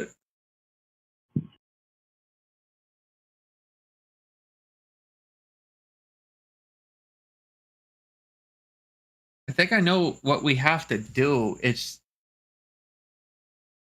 But why attune it? That'd be a catch-22 if the fucking thing isn't built right. I'm really confused on. I mean, I think.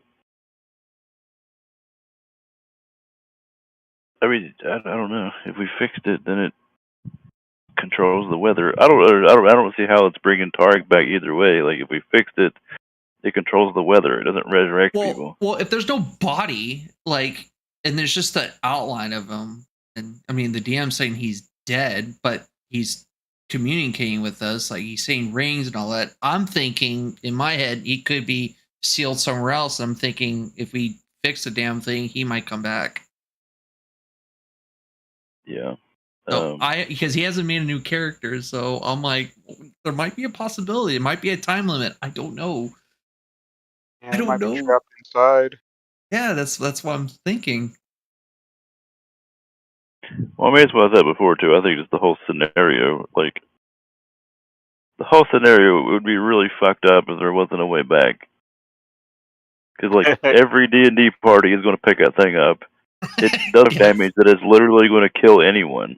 Yeah, then what happens if all of us were on top of the damn thing? Like the only reason, yeah, like if all of us had just been standing there, like there's no way, like they're not going to put a written module in, like, and this is like the second most popular module they have that like has a point where you like are almost, you have a pretty decent chance of like automatic TPK. Because every party's going to mess with this thing. Somebody in the party's going to do it. Like, and it did so much damage that it's literally going to kill anyone. I mean, I have 25 HP. Like, it would have killed me almost 4 times. Yeah. The crazy part. Yeah, like, I feel like that's why I feel like just the way modules are written and stuff, like, you know, outside of, like, 2-minute annihilation type shit, like, they're not written to, like, intentionally be killing characters like that. I don't know. I've played freaking Mines of Fendelver, and we got pretty close. The Mines of Fendelver is actually a lot harder than people think it is. Parts of it. No, it's actually hard. Yeah, I play that with my first D&D group, and it's fucking hard, man. Especially at the very end, it's so bad. Like, it's late. Holy shit! Oh, 2 in the morning. Oh my god! I hope we're not exhausted. Not yet. Oh shit! We have a time limit, boys. And as soon as you hit like 6, 7 a.m., that's when you hit exhausted because you've been up for 24 hours at that point. So what are we doing here, Samson? So can I choose when to do that, or is that happening right now? After you attune to the item, you have the ability to use it. What are you doing? I'm gonna go. I'm gonna walk out, and I'm gonna look at everyone, and no insight required. You're looking at like a mortal that feels like a god in this moment. It's like a mixture of like excitement and like pure dread. And I'm gonna look at y'all, hold it up, and say, "I can make the sun shine tomorrow." You already did. You blew Tark up by picking it up. But like, I mean, like, I could make it sunny tomorrow. I'm so positive I would bet my Tomorrow? life on it. Yeah, well, I'm about. Tomorrow? We're exhausted. This is like 3 a.m. I'd say you'd have a pretty interesting result if you used it now. True. So to be clear, if we bring the sun back, that might piss a really powerful person off. Now you understand why I look like the despair part of it. Like I know the consequence if I use this thing. I'm not smart, but I got some wisdom in me.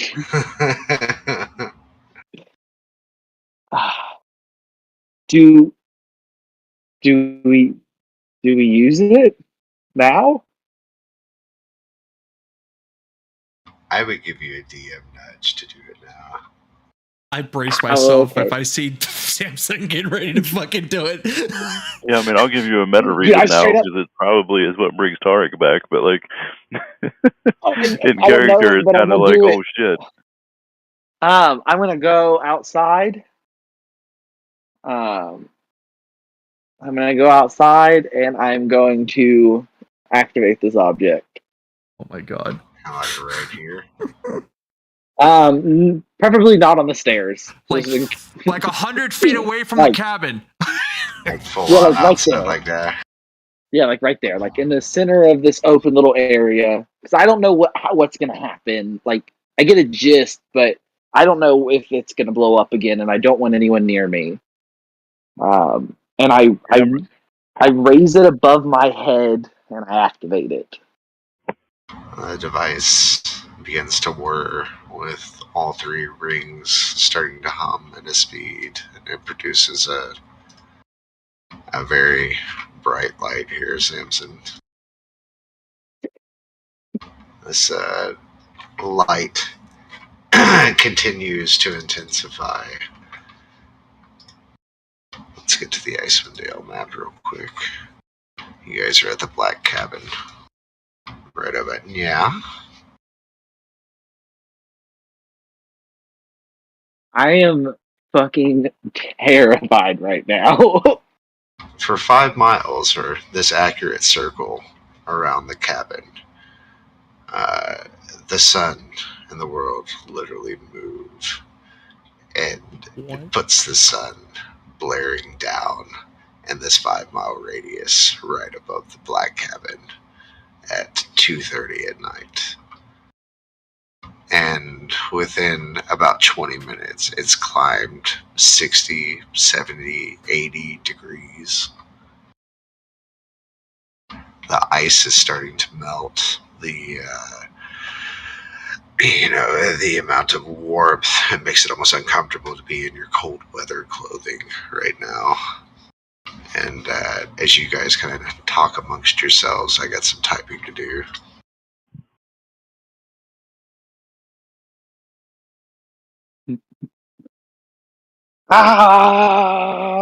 Just shouting as the sun comes out. I got a perfect gift for that. I don't know if you guys seen Moon Knight. Yeah. Thinking of the Sun Knight from Dark Souls. Just screaming at the sun. I opened a beer and I don't know where I put it. It's my first one, so I don't even have any excuse.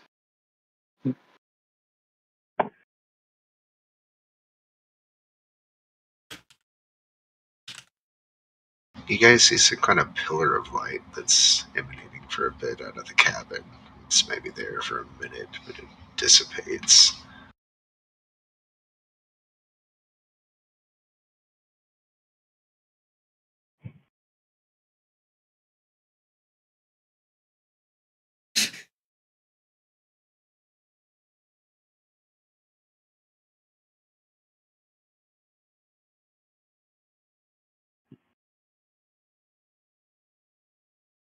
Other than that, guys, nothing else really happens other than you have some amazingly warm weather. It maybe gives you a little bit of joy to feel what's going around. Some of you may want to nap outside. Some of you may want to sleep. It's getting tired. Yada yada yada. Nothing else really happens until So is about. this Go ahead. just a quick question? So is it emitting from the object, or is it just kind of happening? Oh no! It full on like pulled the sun underneath where you are right now. It's Okay. it moved the world and made the weather happen, basically. Okay. I'm a fucking god. Uh, Out of character, it let him cast an 8th level spell. So do we know how long this lasts? 8 hours Oh shit. for a I 5-mile radius. Think of the lives we're gonna do. change. Do I get a sense I could do this once a day? Or does it feel like this has lost power? Like, do I get a sense as the whirring stops? As the whirring That stops, as the light comes down, and your vision kind of returns to normal, the device, you hear it make a little tick tick tick tick tick as it's slowing down. Something's chipping on it, and it becomes more violent, like a dryer full of tennis shoes in the highest spin setting possible. The thing's just whirring out of control before the rings shatter around it. You can literally see this hovering red rock emanating as it kind of falls into the melting snow, and you just hear it sink into the ground.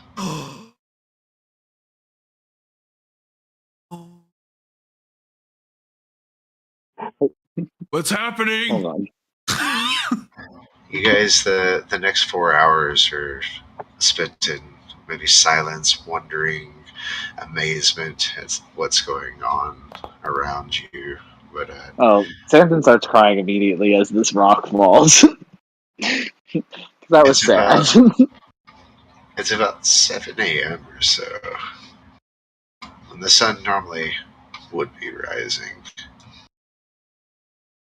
And you see kind of a familiar person.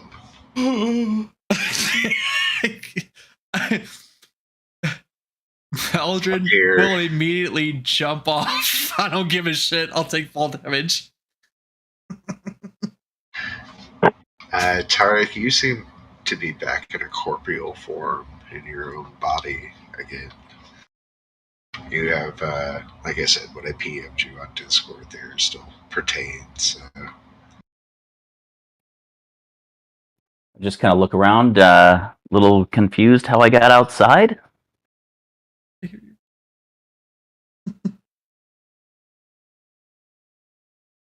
The other interesting thing I have to tell you guys about what happened here is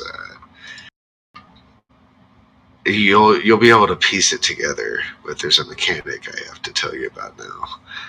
You have been divinely blessed because of the events here today, and because of that, every morning at 7 a.m., you all get 10 temporary hit points. Oh, that's awesome. Yeah. Oh wow. That makes it so much better. Makes it so worth it.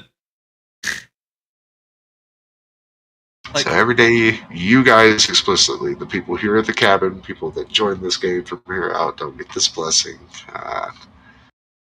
You guys will get 10 temporary hit points at 7 a.m. every morning. Remember that 7 a.m. point, because there are going to be times y'all are like, do I have my temp HP yet? Like, is it 7 a.m. yet? No. Okay. I'm Can't wait to typing have this that down. conversation.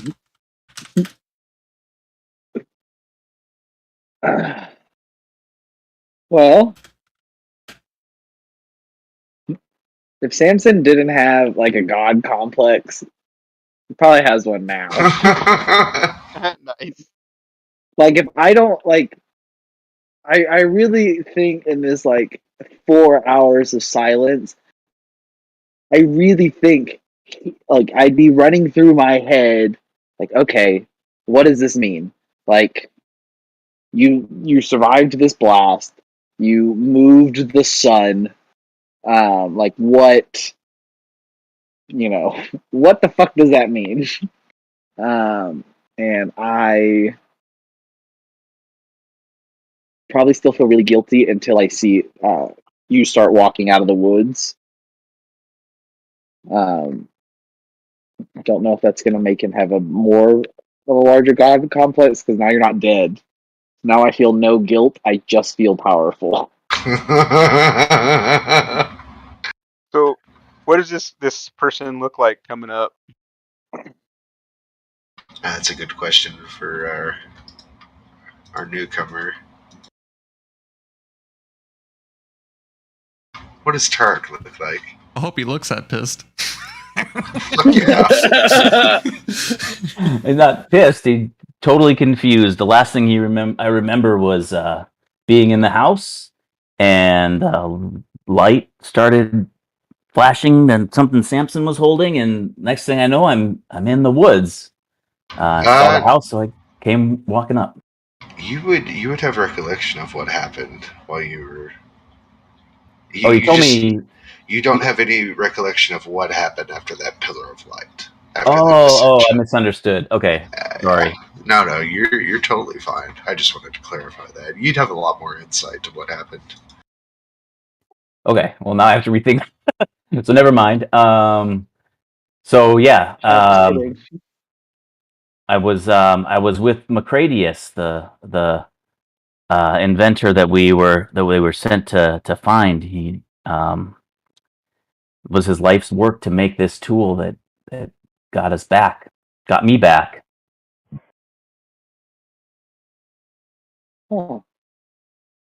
Well, did he come back with you? No, he has moved on to the afterlife or the unlife. I don't know. He went up in a I don't know where he went really. But he didn't come back with me. Tarek may not understand fully what happened to him, but out of character, he was on the ethereal plane, which is or the plane ethereal. It's like the cusp between the afterlife and the material world. So think like purgatory in that sense. Yeah. Quick question. What god was it again on his necklace? Was it Lathander or was it Palor? So there are two iterations in D&D history. One is they used the old one, right? The more common modern one is Lathander, right? There is a Netherese version of Lathander that's Ammon. I always fuck up the name on this one. It's a hard name, yeah. Yeah, but I know. Okay, so it's that. I couldn't remember. Ammonator, I think that's what it is. Yeah, Ammonator. This one right here.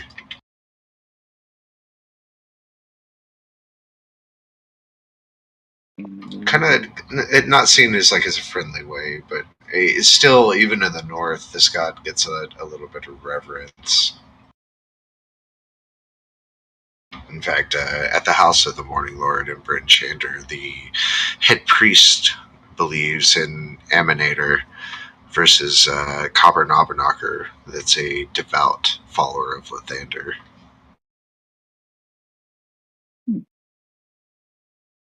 And yeah, that necklace is going to be real interesting. I probably put it on. You can attune to it? I can attune to it? Mm-hmm. Requires a tune. Fuck yeah. Hell yeah. Sure. Nice, then you'd be able to tell what it is. Y'all are getting tired, guys. Y'all need some sleep at this point.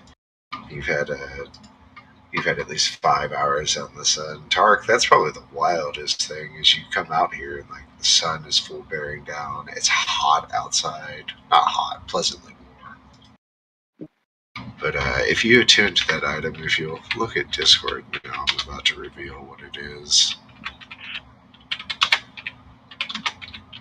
I didn't know it was special. It's a good thing for a tank. Oh, hell yeah. Damn. I'm gonna be strong as fuck. Hell yeah, I'm gonna attune to that. Did I lose the attunement to the star thing? It would have, yeah, it would have broken. Okay, cool. After Cool. after the item broke itself. Just making sure.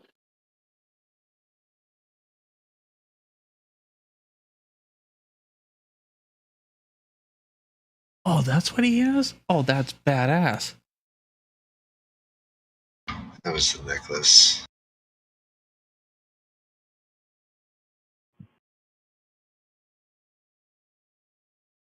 Damn, my health just went up to 44. It's a big spike for anyone, really. Big constitution, but yeesh, that's nice. I am the ultimate tank.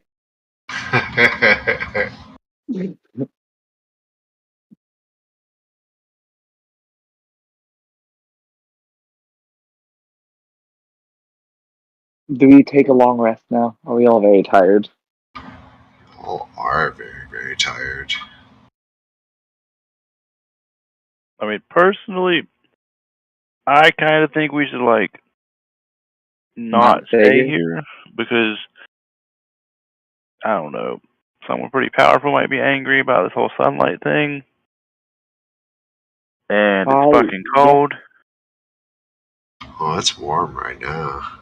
Okay, well, it's warm, but somebody really powerful might be angry and might like kind of like, you don't know, look around for who did this. Well, then let's hide the evidence. I suggest burning down the black cabin. Bad memories. Aldrin, kill it with fire. Pretty much. I mean, I feel like you are owed that. Yeah. That's fine with me, but I don't think we should stay here, even if it is warm. Like, it's yeah, I agree with you. We should probably at least put a little distance. Maybe the wine melted in this warm weather. Ooh, yeah, can we grab the wine before you set this place on fire? Can we grab the wine? Yeah, y'all want to pull off these 4 barrels of wine here. They're probably, I don't know, 50 pounds plus each. They may be more, but that's just me spitballing. How much you say? 50? Yeah, 50. Oh, lightweight for Samson. That's that. I mean, that's warm up set. Grab these motherfuckers.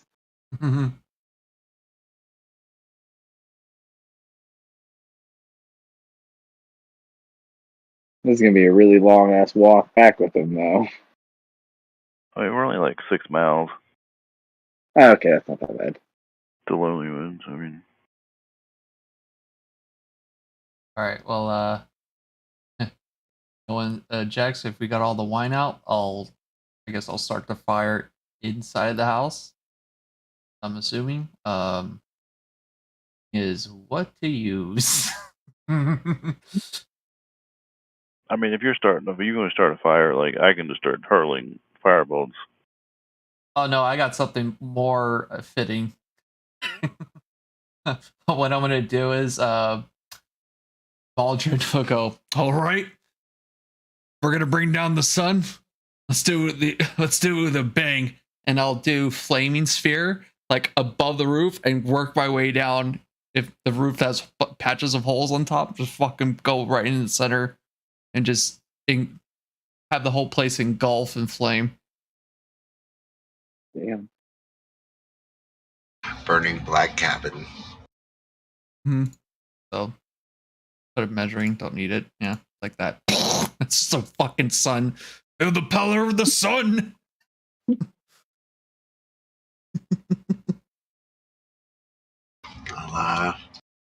I'll still throw a few fireballs just to take part. You guys can join in. So you all want to try and press back to Lonelywood then? Sleep in your own inn? Yes. Maybe Tarek needs like a day or two to reflect on life. I don't know. Yeah, we probably shouldn't leave the wizard by himself for too long. Yeah, that's right. Yeah. Oh God, y'all haven't even told him about Pepper, have you? Nope. I do not like that laugh. Go ahead and spill it up. Spill it up. We might as well get it out of the way now. Fine. Yeah, we'll say we're having this as we're walking down.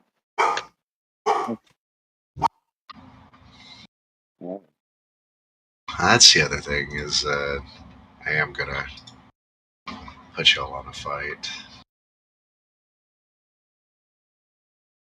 What is in a fight? Yeah, especially if y'all are not gonna take the long rest when offered to you. I thought we took one in the sun. I thought we started napping. Yeah. Or are we leaving? Oh, are y'all taking the full rest? Oh, Or the well, long rest, rather? I don't want to take a long rest here. I'm worried Yeah. fucking Ariel's going to show up or some shit. So are we? I was intentionally making this place dark and cold, and somebody was like, "Nah, I'm going to bring down the sunlight." Like, I'd be pissed, and I'd go fuck them up. Yeah. To me, like, a stake here is like a huge beacon to a fucking god to come kill us. So are we making the whole journey, or are we just making a little ways off and trying to find somewhere to sleep since we've been awake for a hot minute? Or are we going to push the whole journey back? You're talking like 4 hours. I mean, yeah, it's the exhaustion's there. That's the thing. Like, you're only going to get it off with a long rest, but you're exhausted for 24 hours, basically. It's not going to get worse until you're up for 2 days. I thought we were gonna like go back after we burn it and then take a long rest at the tavern if we're able to get to it. What I was thinking was head back. Yeah, ready to head back? Yeah. Guess so.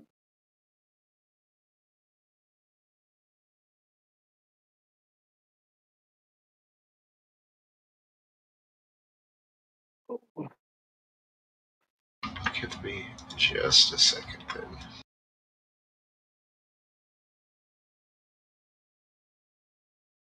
I'll say as we get to a point where, I guess to like the edge of the sunlight, then it starts getting. Oh, you don't get quite that far. Oh, okay. Something's coming up on the horizon here. It's like 3 small winged creatures that seem to be made out of ice, but the slow walking, trudging creature behind it probably gives you a little bit more pause. It's as it's looking around, it doesn't have a face, but it just appears to be emanating light at its core. This is kind of what it looks like, almost luminescent underneath these tattered clothes, and it's kind of walking in an almost a zombie-like fashion. What? I don't like that. Thing. I don't like that at all. By legend, if you are a local in Icewind Dale, these are often referred to as cold light walkers. And they are they're basically people that, you know how I told you like some of these villages sacrifice people? When you take a soul and you strip them down and go tie them up and they succumb to the elements, sometimes the need for revenge turns them almost into like a revenant-esque type of creature called a cold light walker. And these barely once former human spirit apparition type creatures rise up typically and do not take well to the living. Oh, this isn't good.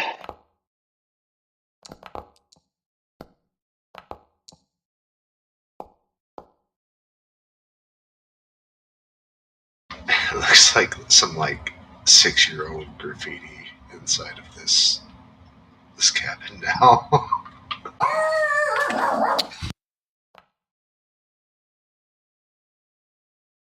Tari came back fucking ready. Ready to smash some shit.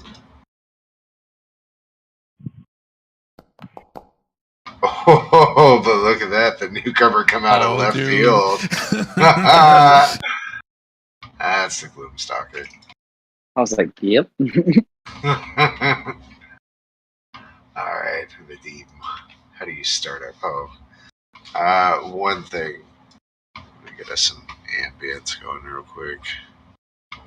There's about to be a bot that jumps in here. Its name is Hydra, so you're going to want to pull up Discord. Hydra is going to come in at 100%. You're going to want to right-click it, bump it down to 15, 20 probably. But it's what I use for ambient music or sometimes battle music, depending on what I want to hear at the time. Alright. And it should be coming in.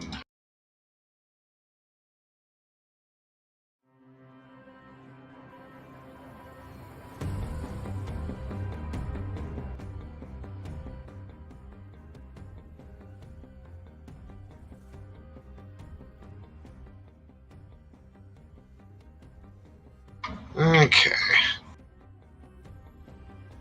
Now, found everything. Wow, he picked up combat and everything there, Vadim. You have the wonderful ring of action here. In Foundry, if you ever want to mark out how you're moving, you can control left click and then drag away from your token, and it'll make you a ruler. You can let go of the left click at that point and move it around freely, and another left click will set a waypoint. After you finish out where you're going, if you hit spacebar, it'll move you. Okay. So I caught most of the end of that, but I was still trying to figure out how to turn that bot down. I'm so sorry. No, you're fine. So I caught up to the point. I caught in at the point where you said something about dragging. You can control left click and drag your token, drag it out 5 feet. All in one motion. Hold down control, left click. There you go. You got your ruler out. You can let go of left click at this point. The ruler stays out. So now anytime you left click on the map, you'll set a waypoint. And it's you keep holding control down and let go of the left click. There you go. There you go. That's how you draw out where you're going on the map. When you find a location you like, hit spacebar and it'll stop you, or it'll move you along the path. Okay, spacebar. Alright. I'm assuming you guys would be pointing out at least, something strange in the neighborhood. Yeah. Alright. Let's see here.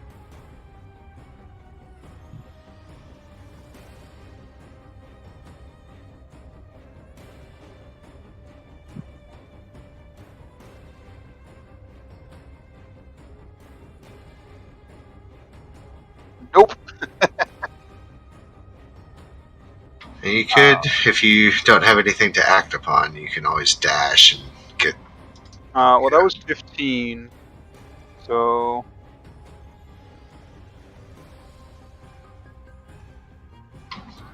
Crap.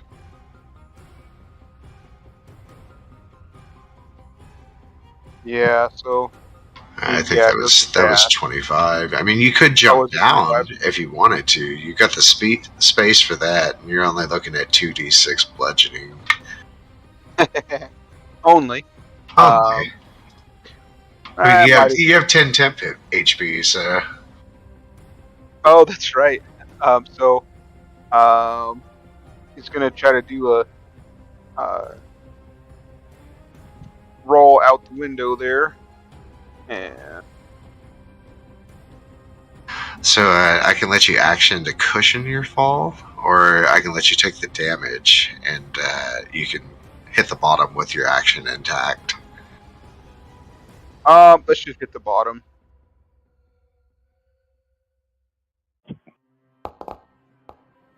Alright, you're gonna fall and take 8 damage. If I remember how to do that. Oh, I already did it. I usually you did? adjust. Okay. Yeah, I keep track of your HP pretty quick. All right.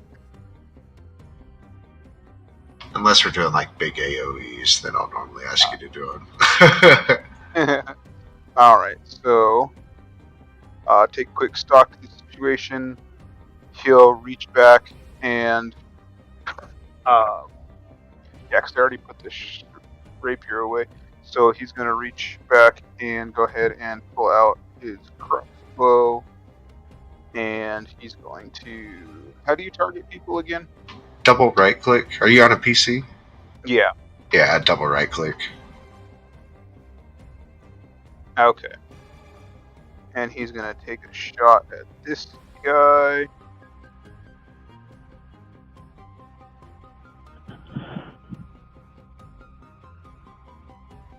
Alright, so from here, pull up your sheet. yeah. Sorry, let me load your crossbolts.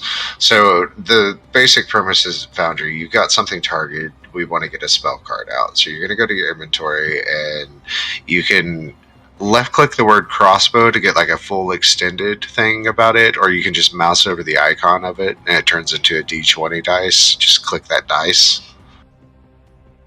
And you look in the Foundry chat, you now have a spell card out there. The spell card is like a little thing that you can interact with multiple times. So the first thing we're going to do is see if your attack hits. We're going to roll attack, normal. Okay. Ugh. So you kind of... And it actually lands right into there. Oh well. Okay. So from here, from the same card you just clicked attack, we'll now click damage. So I know there's some stuff on this too with the whole Gloomstalker thing, and I gotta find out where. Oh, I'm gonna walk you through it. I know Gloomstalkers. Cool. Yeah. Alright, well, max damage on that one first of all. So you pierce it with this crossbow bolt. Part of your Gloomstalker, but these are mainly going to be on your features portion. These are like things that are part of your sheet, such as your crossbowed expert attack, your dread ambusher, your favorite foe, and the big thing about Gloomstalkers is on your first turn, you can make one additional attack. So you've already got extra attack. No, you don't have extra attack. No, not yet. Shit, sorry, you're 4. So you can make 2 attacks, basically. Okay. And because you have the important feat here, crossbow expert, we don't have to tax you with a reloading property. So you are able to double tap them in this case, and what you'll do is, much in the same sense, make another crossbow attack. Okay. Same field of motion. That'll definitely hit. Now, from here in the damage, you can put a situational 1d8 for your extra damage on the Dread Ambusher, or we could roll that separately using the Dread Ambusher. It's whatever you really feel like using. Okay. Yeah, in there, so I'll just do that. If you put 1d8 in the situational, perfect. You can see it rolls out the damage for us. Gotta love Foundry.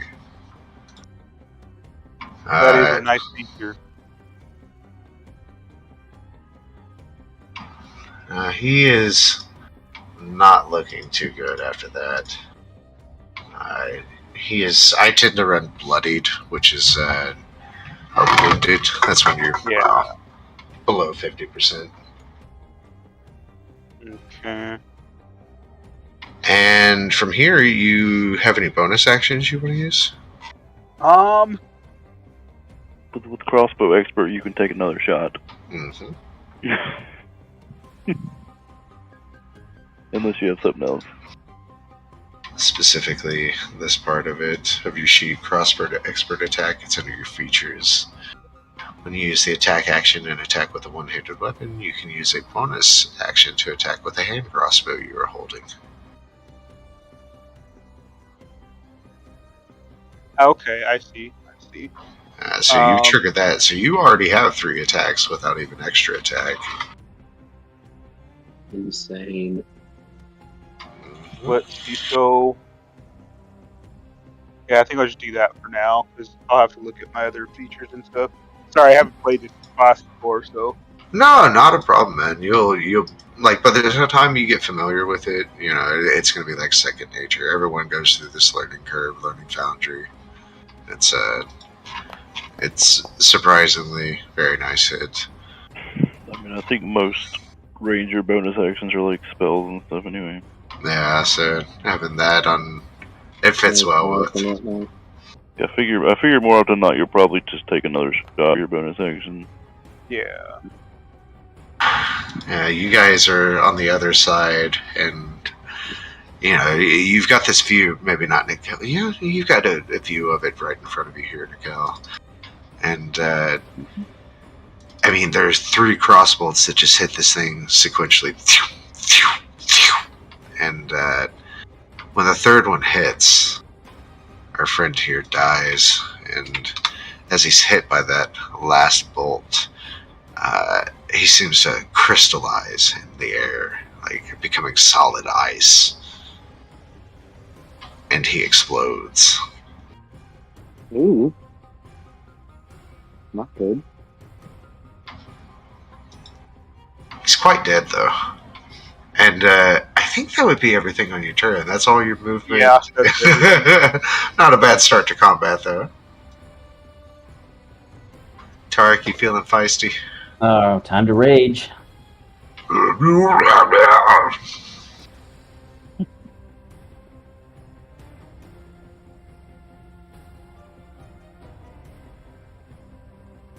All right, move there, and I'm gonna try and hit that white.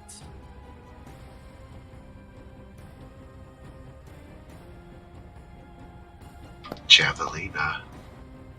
Oh, it wanted to be that 15, though. It goes a little left. He dodges out of the way there. Don't have to worry about that guy in the turn order anymore. Nikel. Okay, I am going to. So I'll just look at this one and.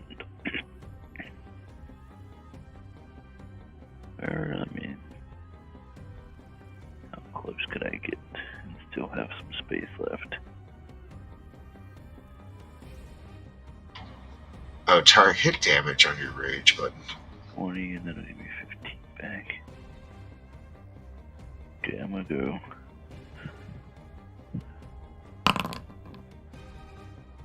$20 feet.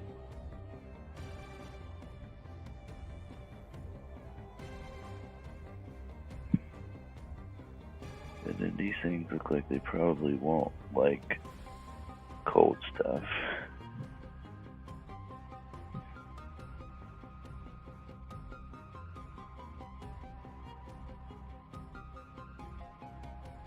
I'm gonna run Burning Hands.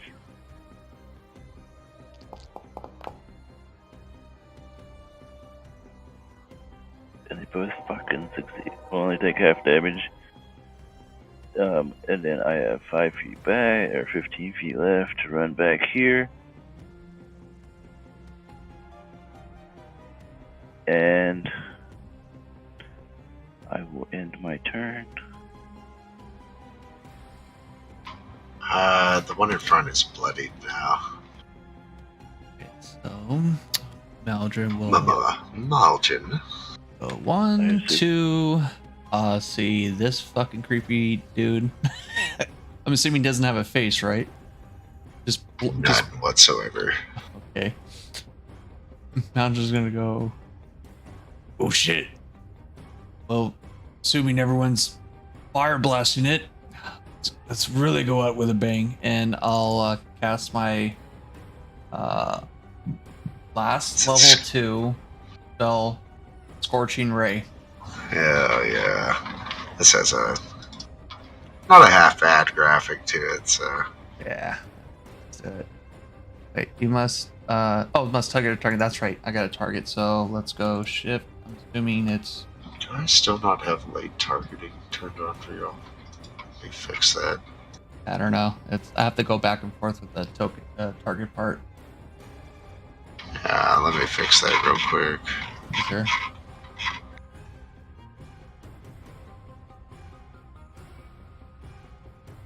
I must target 1. I guess I can only go. There you go. Work. Fortune Ray, here we go.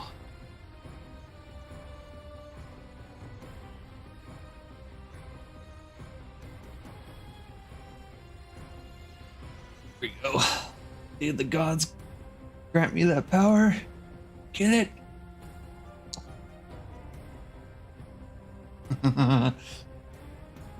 That hits.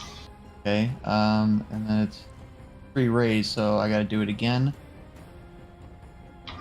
Just make sure it doesn't consume the resource. There Yeah. you go. Another hit. God. I got. There we go. 3 Make hits sure all 3 there. hits. Yeah, so damage. Go. And it may just be easier for you to tap out 2d6 on the dice tray, or Yeah. 4d6. I'm More. gonna, yeah, that's what I'm gonna do. 1, 2, 3, 4. Okay, not bad. Total is 17. Yep, perfect. And I am going to say I did 5, 10, 15, 20, 25. I'll go right. I'll end my turn. Here we go. This one's going to come up to Tarek and just squeal with delight.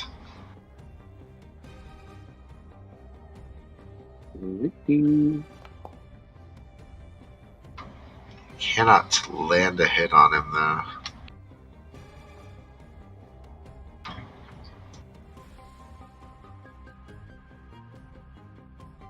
This one's gonna run up to you here, Maldrin, and he Okay. kind of holds his hand up to his face and blows you a little kiss. All right. Oh, Ooh. Ooh. okay. Is this Oh, this is a new feature. Okay, we'll. some sort X of away. breath attack? Okay. Ooh. Maldrin, you're gonna take 5 cold damage, taking away 5 of your temporary hit points here, as Very you good. are encased in some icy breath from this creature. I'm gonna go on a limb and tell you right now, this thing does not like you throwing fireballs at it or scorching rays, Okay. and it's gonna give you the good stare.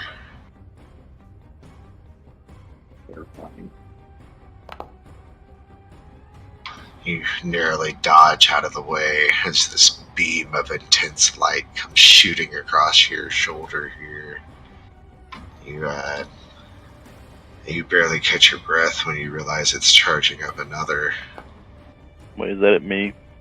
Nope, this is at Maldrin, who successfully dodged both of them.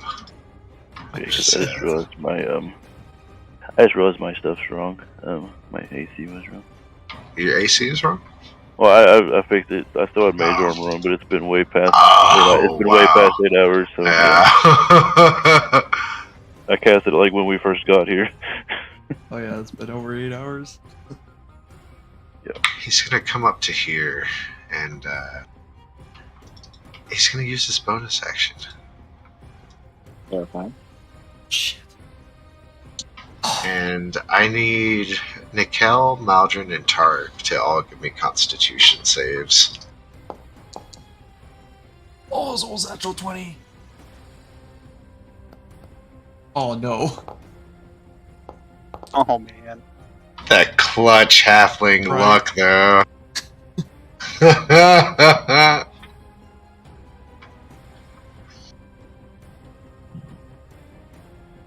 And Nikel, did it give you a prompt for a con save?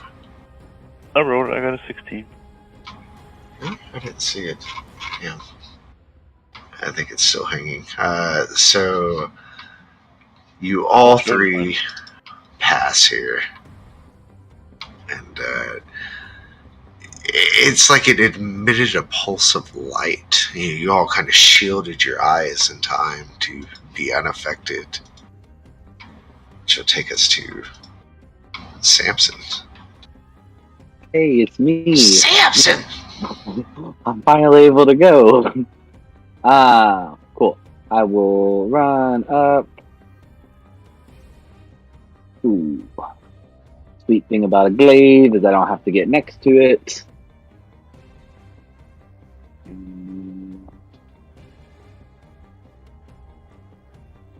And normal. Oh, horrible. I'm gonna action surge. Absolutely. We love not being level 5 when you attack twice. There you go. Goddamn time.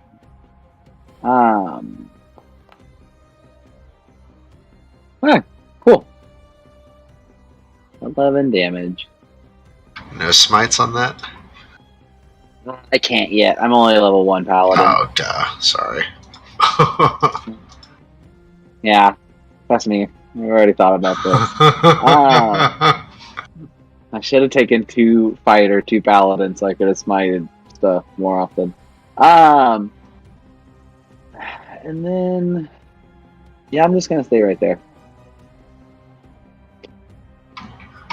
Actually, I am going to, for a bonus action, activate my frost rune, so I have +2 to con. Okay. Sweet, and that is my turn. That's for 10 minutes, and I'm sure they last long enough. Vadim, you can see the directions your enemy kind of went off to, and you could probably, just see this method right here. Yeah. So, based on where he was, would he have? He probably only would have seen the light. Oh, damn it! Hold on, sorry. No He worries. probably would have just seen the light from what happened, but not necessarily what happened as far as the actions of the ice or the night walker or whatever. Yeah, you probably saw it like shoot out 2 beams, go charge again, see a flash of light, and based off where you are, the stairs would kind of be blocking your line of sight for that. Okay.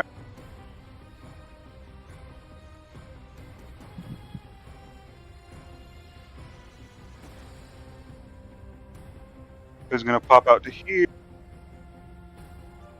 and then there's too many people close to him.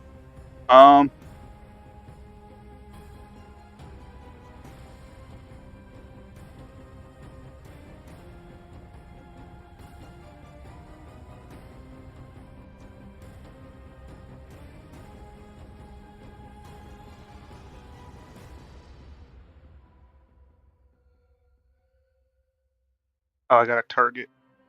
Oh, sorry. That's weird. It doesn't have delayed targeting on for y'all.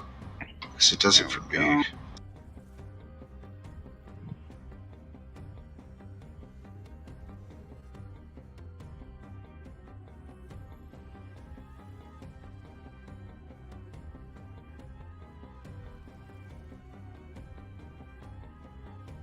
Oh, I did the wrong one. God dang it.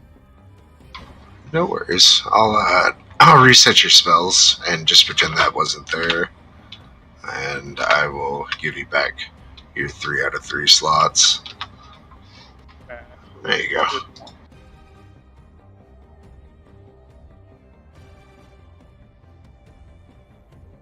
Always a good one. Wait. And then that's the bonus action on the attack. So then I will select it.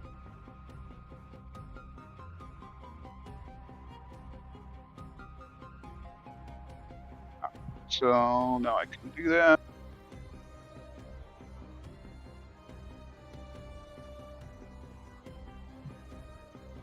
All right, I have him targeted, but it's not allowing me to. It's saying I don't have anything selected. You have the Cold Light Walker targeted? Yeah. Yeah, I see you. I can't tell if that's you or Lolo, but those are so close to each other's colors. You don't have him targeted, do you, Samson? The Cold Light Walker? Do you have 4 triangles around him, Vadim? I think both of them do. Okay. I tell you what, go ahead and just roll me out like a crossbow strike. Because I'm assuming that's what you'll be attacking with. Yeah. So, and we'll do this at advantage for the Zephyr. And presuming it hits, we'll just give you a situational bonus of 1d8 to represent the force damage.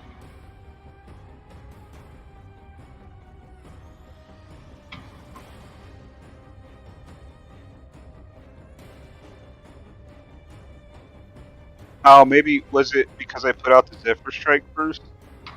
I think because it's not letting you do hit F5, and you may have to, because that entangle, like it may have not canceled out all the way on the automation's end, I'm thinking.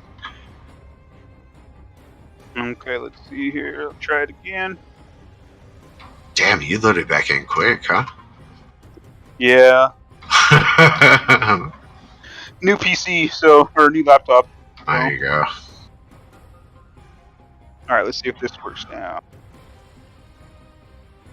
Yeah, that worked.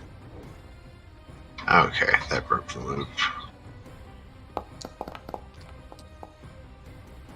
Alright, that's going to hit for sure. So when you do damage, give me that 1d8 for the force.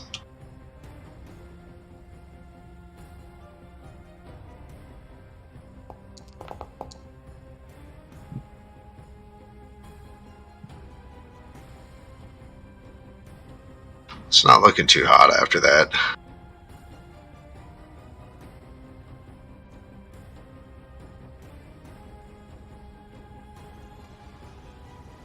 And that's action, bonus action. Anything else you'd want to do? Oh, I also have his movement now. Yeah, he's gonna dip back into the shadows here. Right on to Tarek. All right. In front of him, he's going to reckless attack.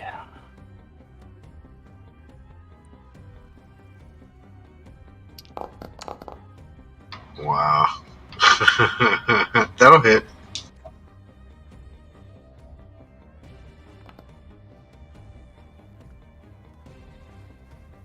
That's it. Solid 6 on him. Bludgeoning. Yeah. That weapon seems to be exceptionally good against him. The creature is bloodied from that one melee strike. Going on to Nickel here.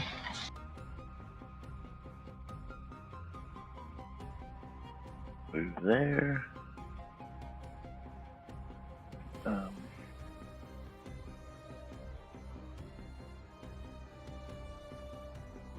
2 here. Spin this around.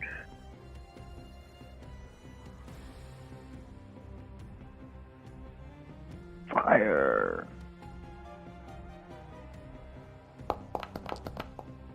Nice.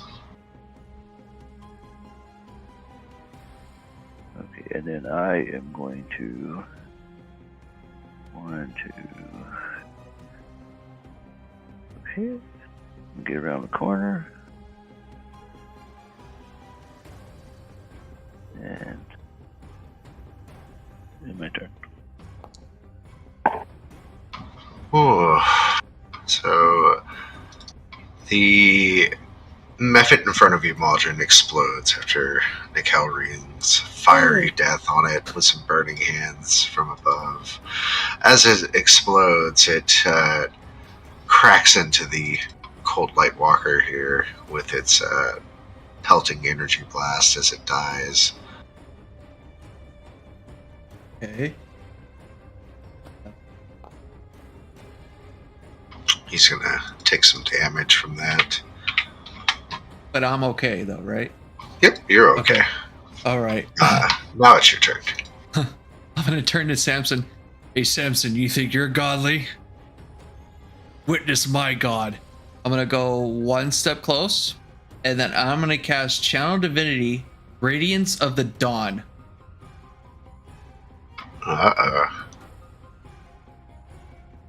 Do I have to target for this one? I'm assuming it's all right. Odds are I'll have to make both of the saves on my end. Right. So There we go. I just had to put in the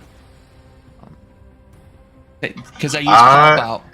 I tell you what, you should be able to. It's controlled targeting reticle. You should be able to, kind of like if you were going to bless someone, you should be able to select both of them, I think. Yeah, because it's a 30-foot radius. Yeah, you could catch both of them that are still alive in that instance. Yeah, so they have to make a, what is it again? A dex save, I believe? See if you can get them both targeted, and this may automate it to where it'll roll out their dex saves. For sure. Okay, I got it targeted. And then should I do not it click again? the damage. Nah, okay. Click the damage button. All right, got it. We'll see if it does anything. There we go. All right, awesome.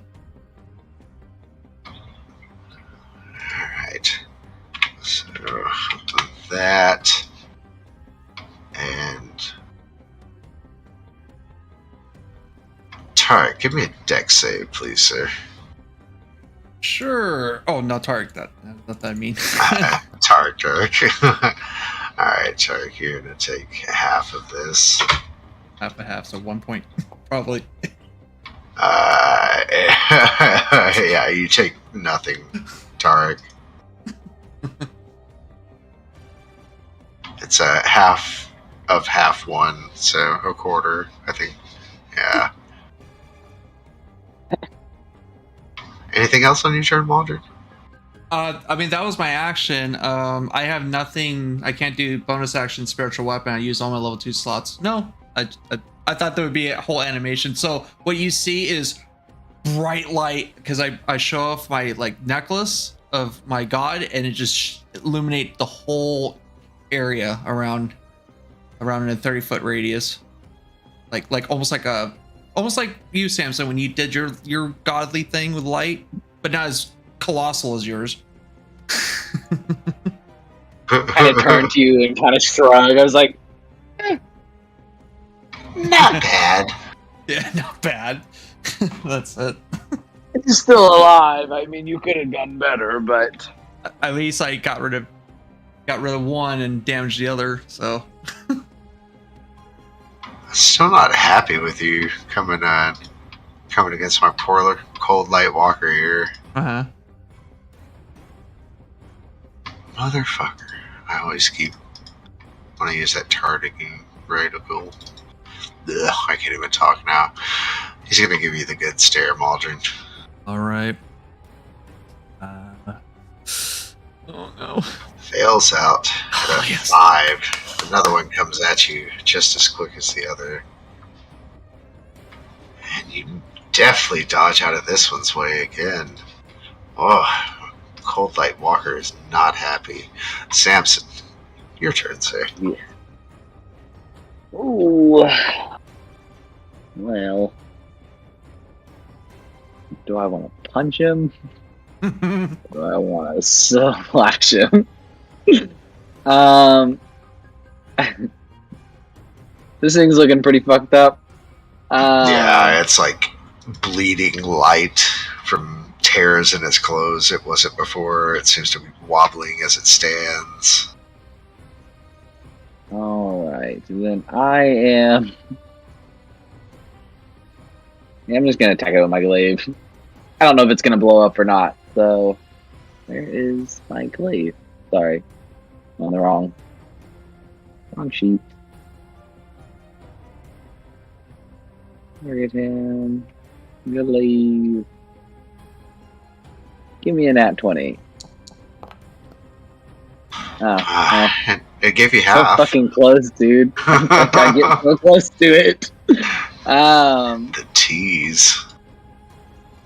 Well, that's my turn. Maldrum say, at least I'm doing something. Buddy. I cut you a real mean look. Rude.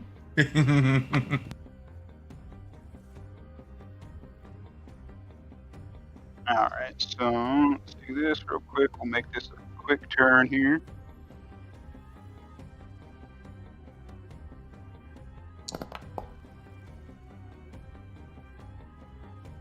Oh, that'll hit. Must be nice.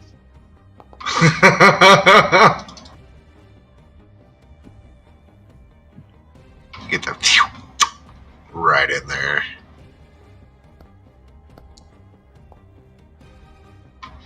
No dice on the second one. Missed on that one. And actually, he'll stay there this turn. And that'll be turn. Tarek. Feeling meaty here. Reckless attack again. Attaboy. Get a crit. Let's go. Oh. It's not a crit, but it is a hit. Kind of thunk this thing right in. And as soon as you crack your warhammer against it, it falls to the ground. And there's nothing there but a heap of tattered clothes and some boots sticking in the snow now.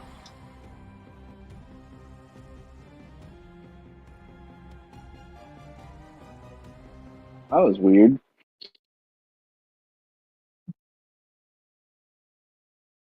But damn, that's pretty good sharpshooting there. Well, I do pretty well.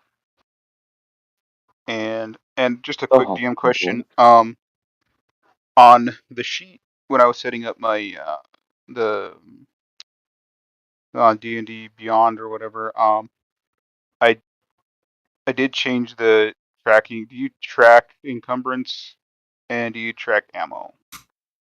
Normally, you can pull half your ammo from, and it's all done automatically in Foundry. Like if you look at your inventory now, it's taken 5 crossbow bolts from your inventory.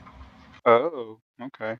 So like instead of Roll20 where you have to manually track all that stuff, Foundry, like the elements will talk to each other and it'll actually subtract them out as it needs them.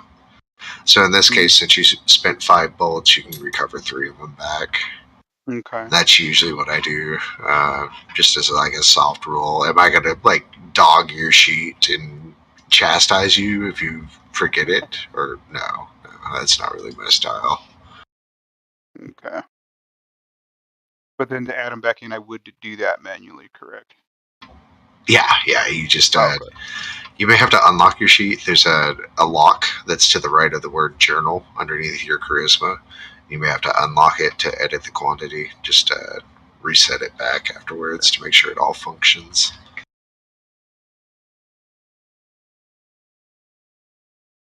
But you should be able to just click the number in parentheses and put it back where it needs to be. Are we making our way back to the end, fellas? Might be nice. We can show them off. Show them probably some more interesting things about Foundry. Yeah. Let's head back. It's about a 4-hour I'm trek. sleepy. say like tired. as we get to like the edge of the warm area, Mhm. so like the edge of the light, Samson and Vadim, I mean, if you think you would be paying enough attention, like we get to the point where everybody's like starts getting cold, and you can like see your breath kind of thing. You're not seeing any breath from Nikel. Like if you think you would be paying attention to that at all. Hold on, I need Everyone to check has a something. little breath trail behind them, except for Nikel. Oh man, I wanna I wanna see if I notice. Give I'm me a such horrible perception. passive. Where is I won't even. man? This sheet is so different. I mean, he's not like trying to hide it. If you see it, if you think you would see it, you see it. My nat 1 insight's gonna hold over for a while. I have no reason not to believe you're not just some weird hobbit I've never met before. Like, you know, Samson's probably decently traveled, but not like well traveled. So I don't fucking know. I'd say you notice it that it's like a discernible feature as y'all are traveling. You probably have your face masks up, so like it's coming out of the edges in some sense. You know, it's not like a direct exhale because it's -40 regularly. It's Oh wow. yeah, it's cold and it's like getting down to -50, sometimes -60 when it's cold, like you know, dark outside for so long. It's wretched. Just kind of mutter to himself, well, that's interesting. You guys walk back the 4 hours to Lonelywood, where Vadim, you may have come into some cohorts here. This could take a little bit to load, guys. It's a more complex map. Vadim, I'd recommend going around the perimeter of the inn just so the windows aren't so wonky. But Okay. if you're on a high end rig, you'll be fine.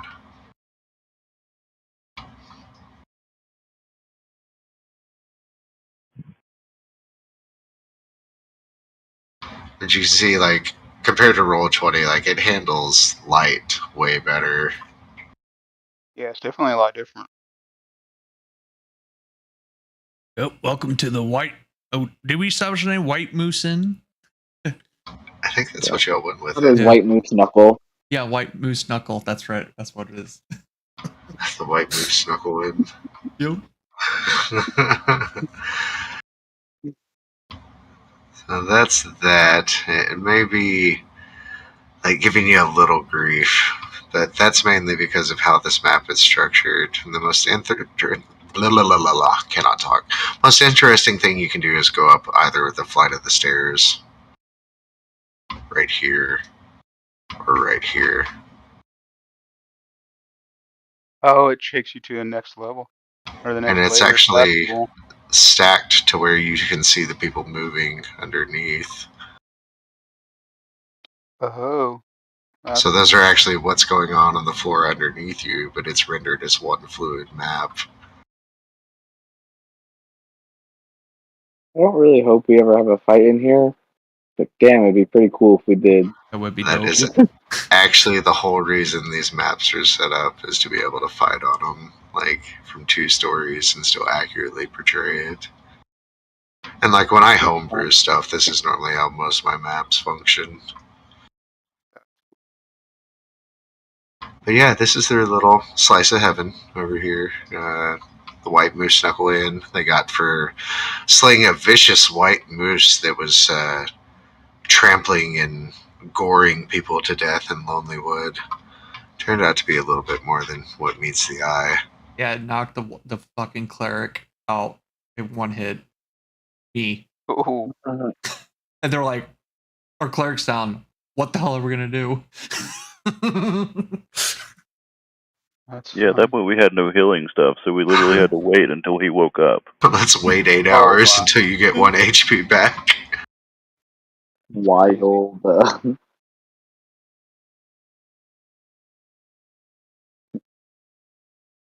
We go to bed now, y'all. Yeah. Tired. I'm tired. It's been a I summoned the sun today. I need to go to bed. it's been a wild day for you guys. Did the call And A lot even of kill still- someone. If y'all remember looking at our map here, you have to tell them about Pepper, who was really a simulacrum. yeah. Oh, I forgot about Pepper.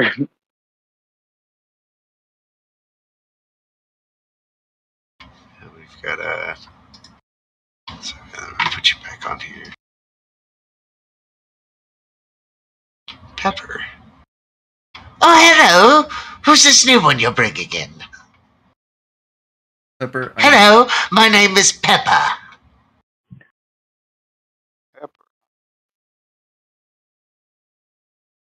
This is our wizard. He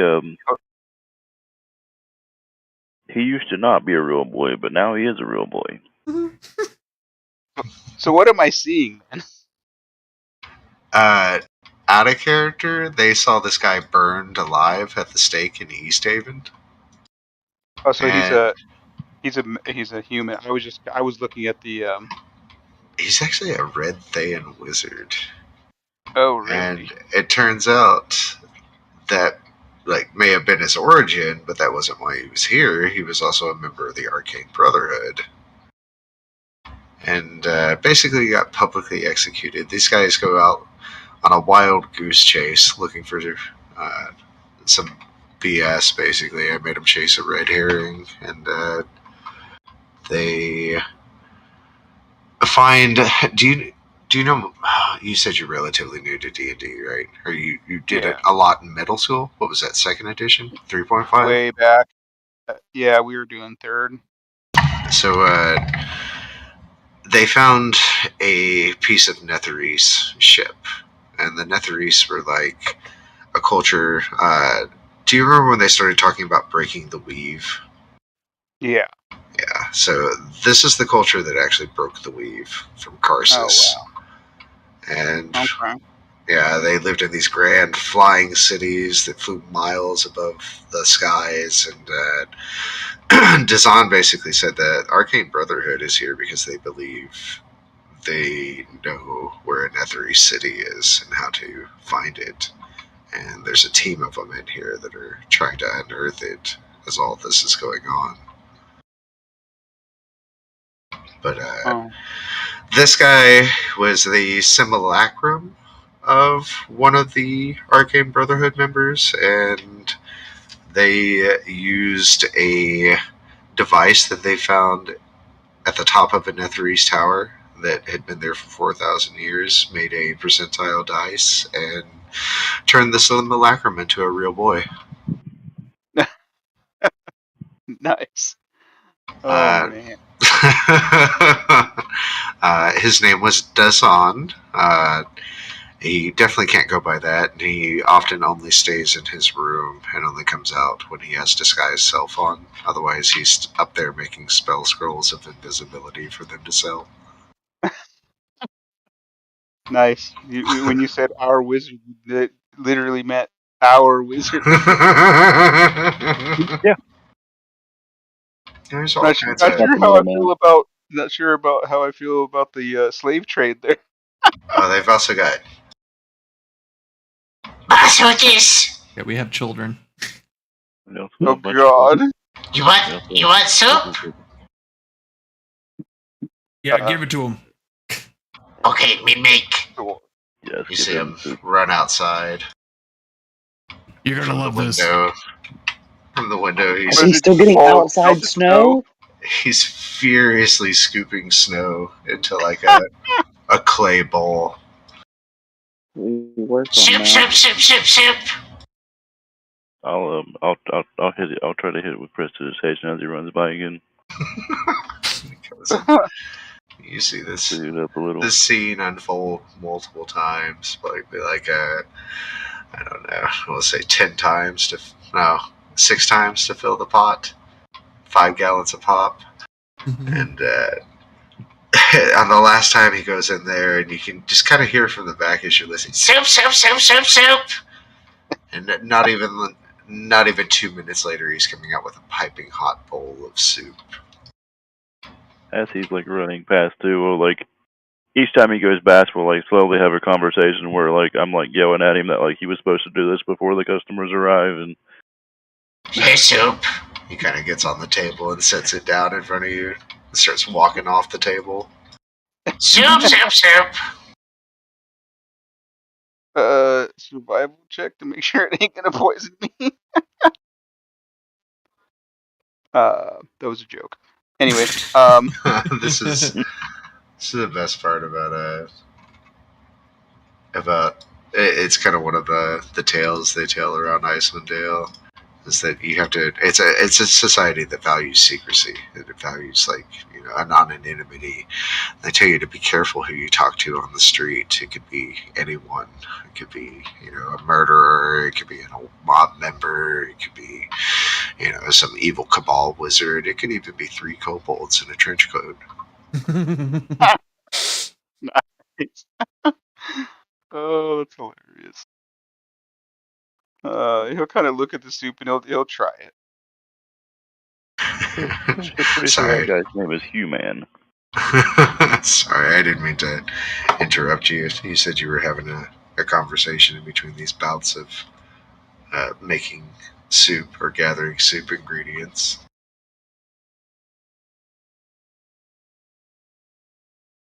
For Nikhil, I mean.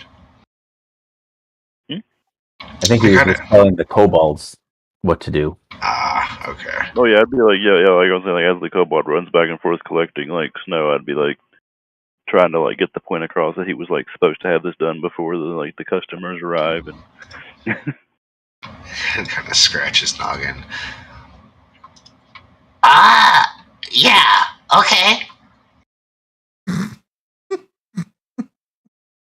yeah, we still need to find some replacements for these guys and find them something else to do. We dig hole. Build brood.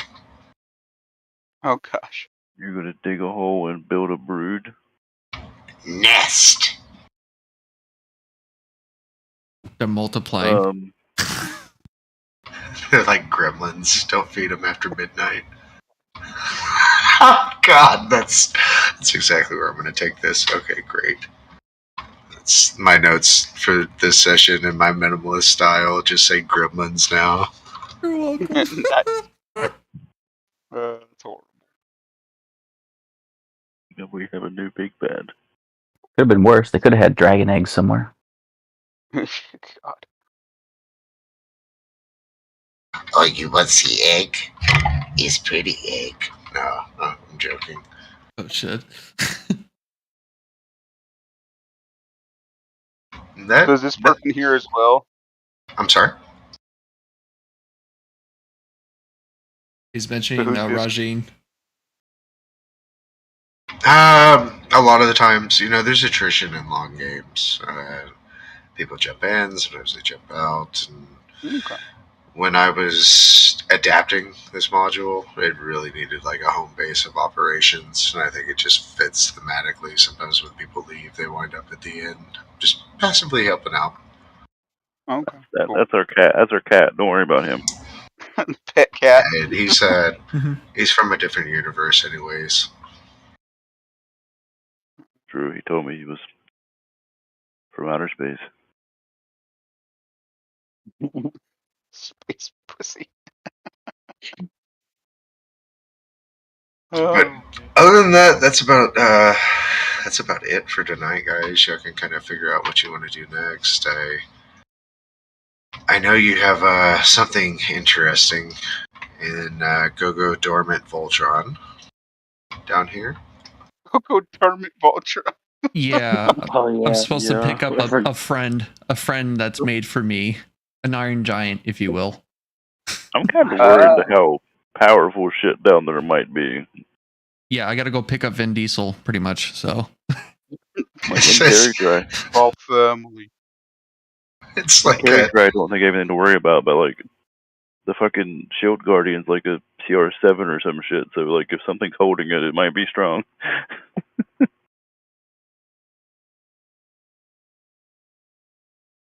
yeah, Yeah, they found a shield guardian amulet.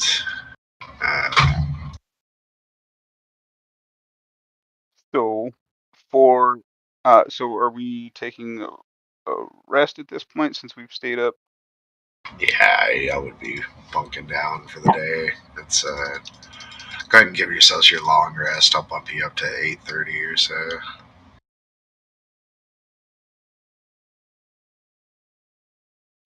So I before guess we do it's that, I want to do this real quick. Ghoul berries. There you go. yeah, stock your then- pockets. That's right. So, okay, so at what point, or is this like new day? Like, will we have like the temp HP again, or is this like we'd be sleeping to like that would go away? You are so the temp HP never go away until they're used. That's the thing about temp HP. So whatever you're at until 7 a.m. As soon as 7 a.m. hits, you get 10 HP or 10 temp back, and it's important to remember that caveat. And the thing about it is, like, again, y'all were blessed by the morning lord. So when the sun rises, that's when you get your boon. Like when the sun would be rising, it's like, the morning lord is seeing the land again and wants to honor your contribution. Okay, so I would still have 10. All right. Yeah, I mean, I think all we really have next that we know of, we need to go to Brinchander to talk to good old Copper Knobberknocker to let him know what we found up there. We also got that stupid amulet that we buried in a tree. The one that kills people. Something like that. I think that's what it did, or just did mood swings, I think. the rock? Was it the rock? I couldn't remember. Or we buried something else? Yeah, we buried something else last week too, didn't we? What did we bury? We buried it. Like, I know it's Didn't like we It's bury not burying something stuff. Nickel, you have something to share. Did we bury something else? We talked about burying I the think we weather talked about changer. burying the thing at the cabin, right? Yeah, and then we did it. Yeah. Okay. Yeah. So we didn't bury anything. So we just have the rock, which we were talking about having Pepper look at, but You could be looking at it if you want. to I would monitor. say, Nickel, you can put something on the board. Okay, we're like at a level for that. Oh yeah, especially if you're looking to fund your coffers, that may be a way to go look. And Okay. Okay, so I have something potentially next week then too. and even then, Rajin would be willing to guide you to where he came to this land from. Right here for Raj, Nickel, when you are Up at the feeling top, right? apt. Yeah, mine's up at the top. Yeah. Right out there. Okay. Damn. Oh, we got a Let's lot of put that tracking to in the do. notes. Oh my So, God. They'll tell you I keep them busy. They always have something in the Yeah. board, something going on. So,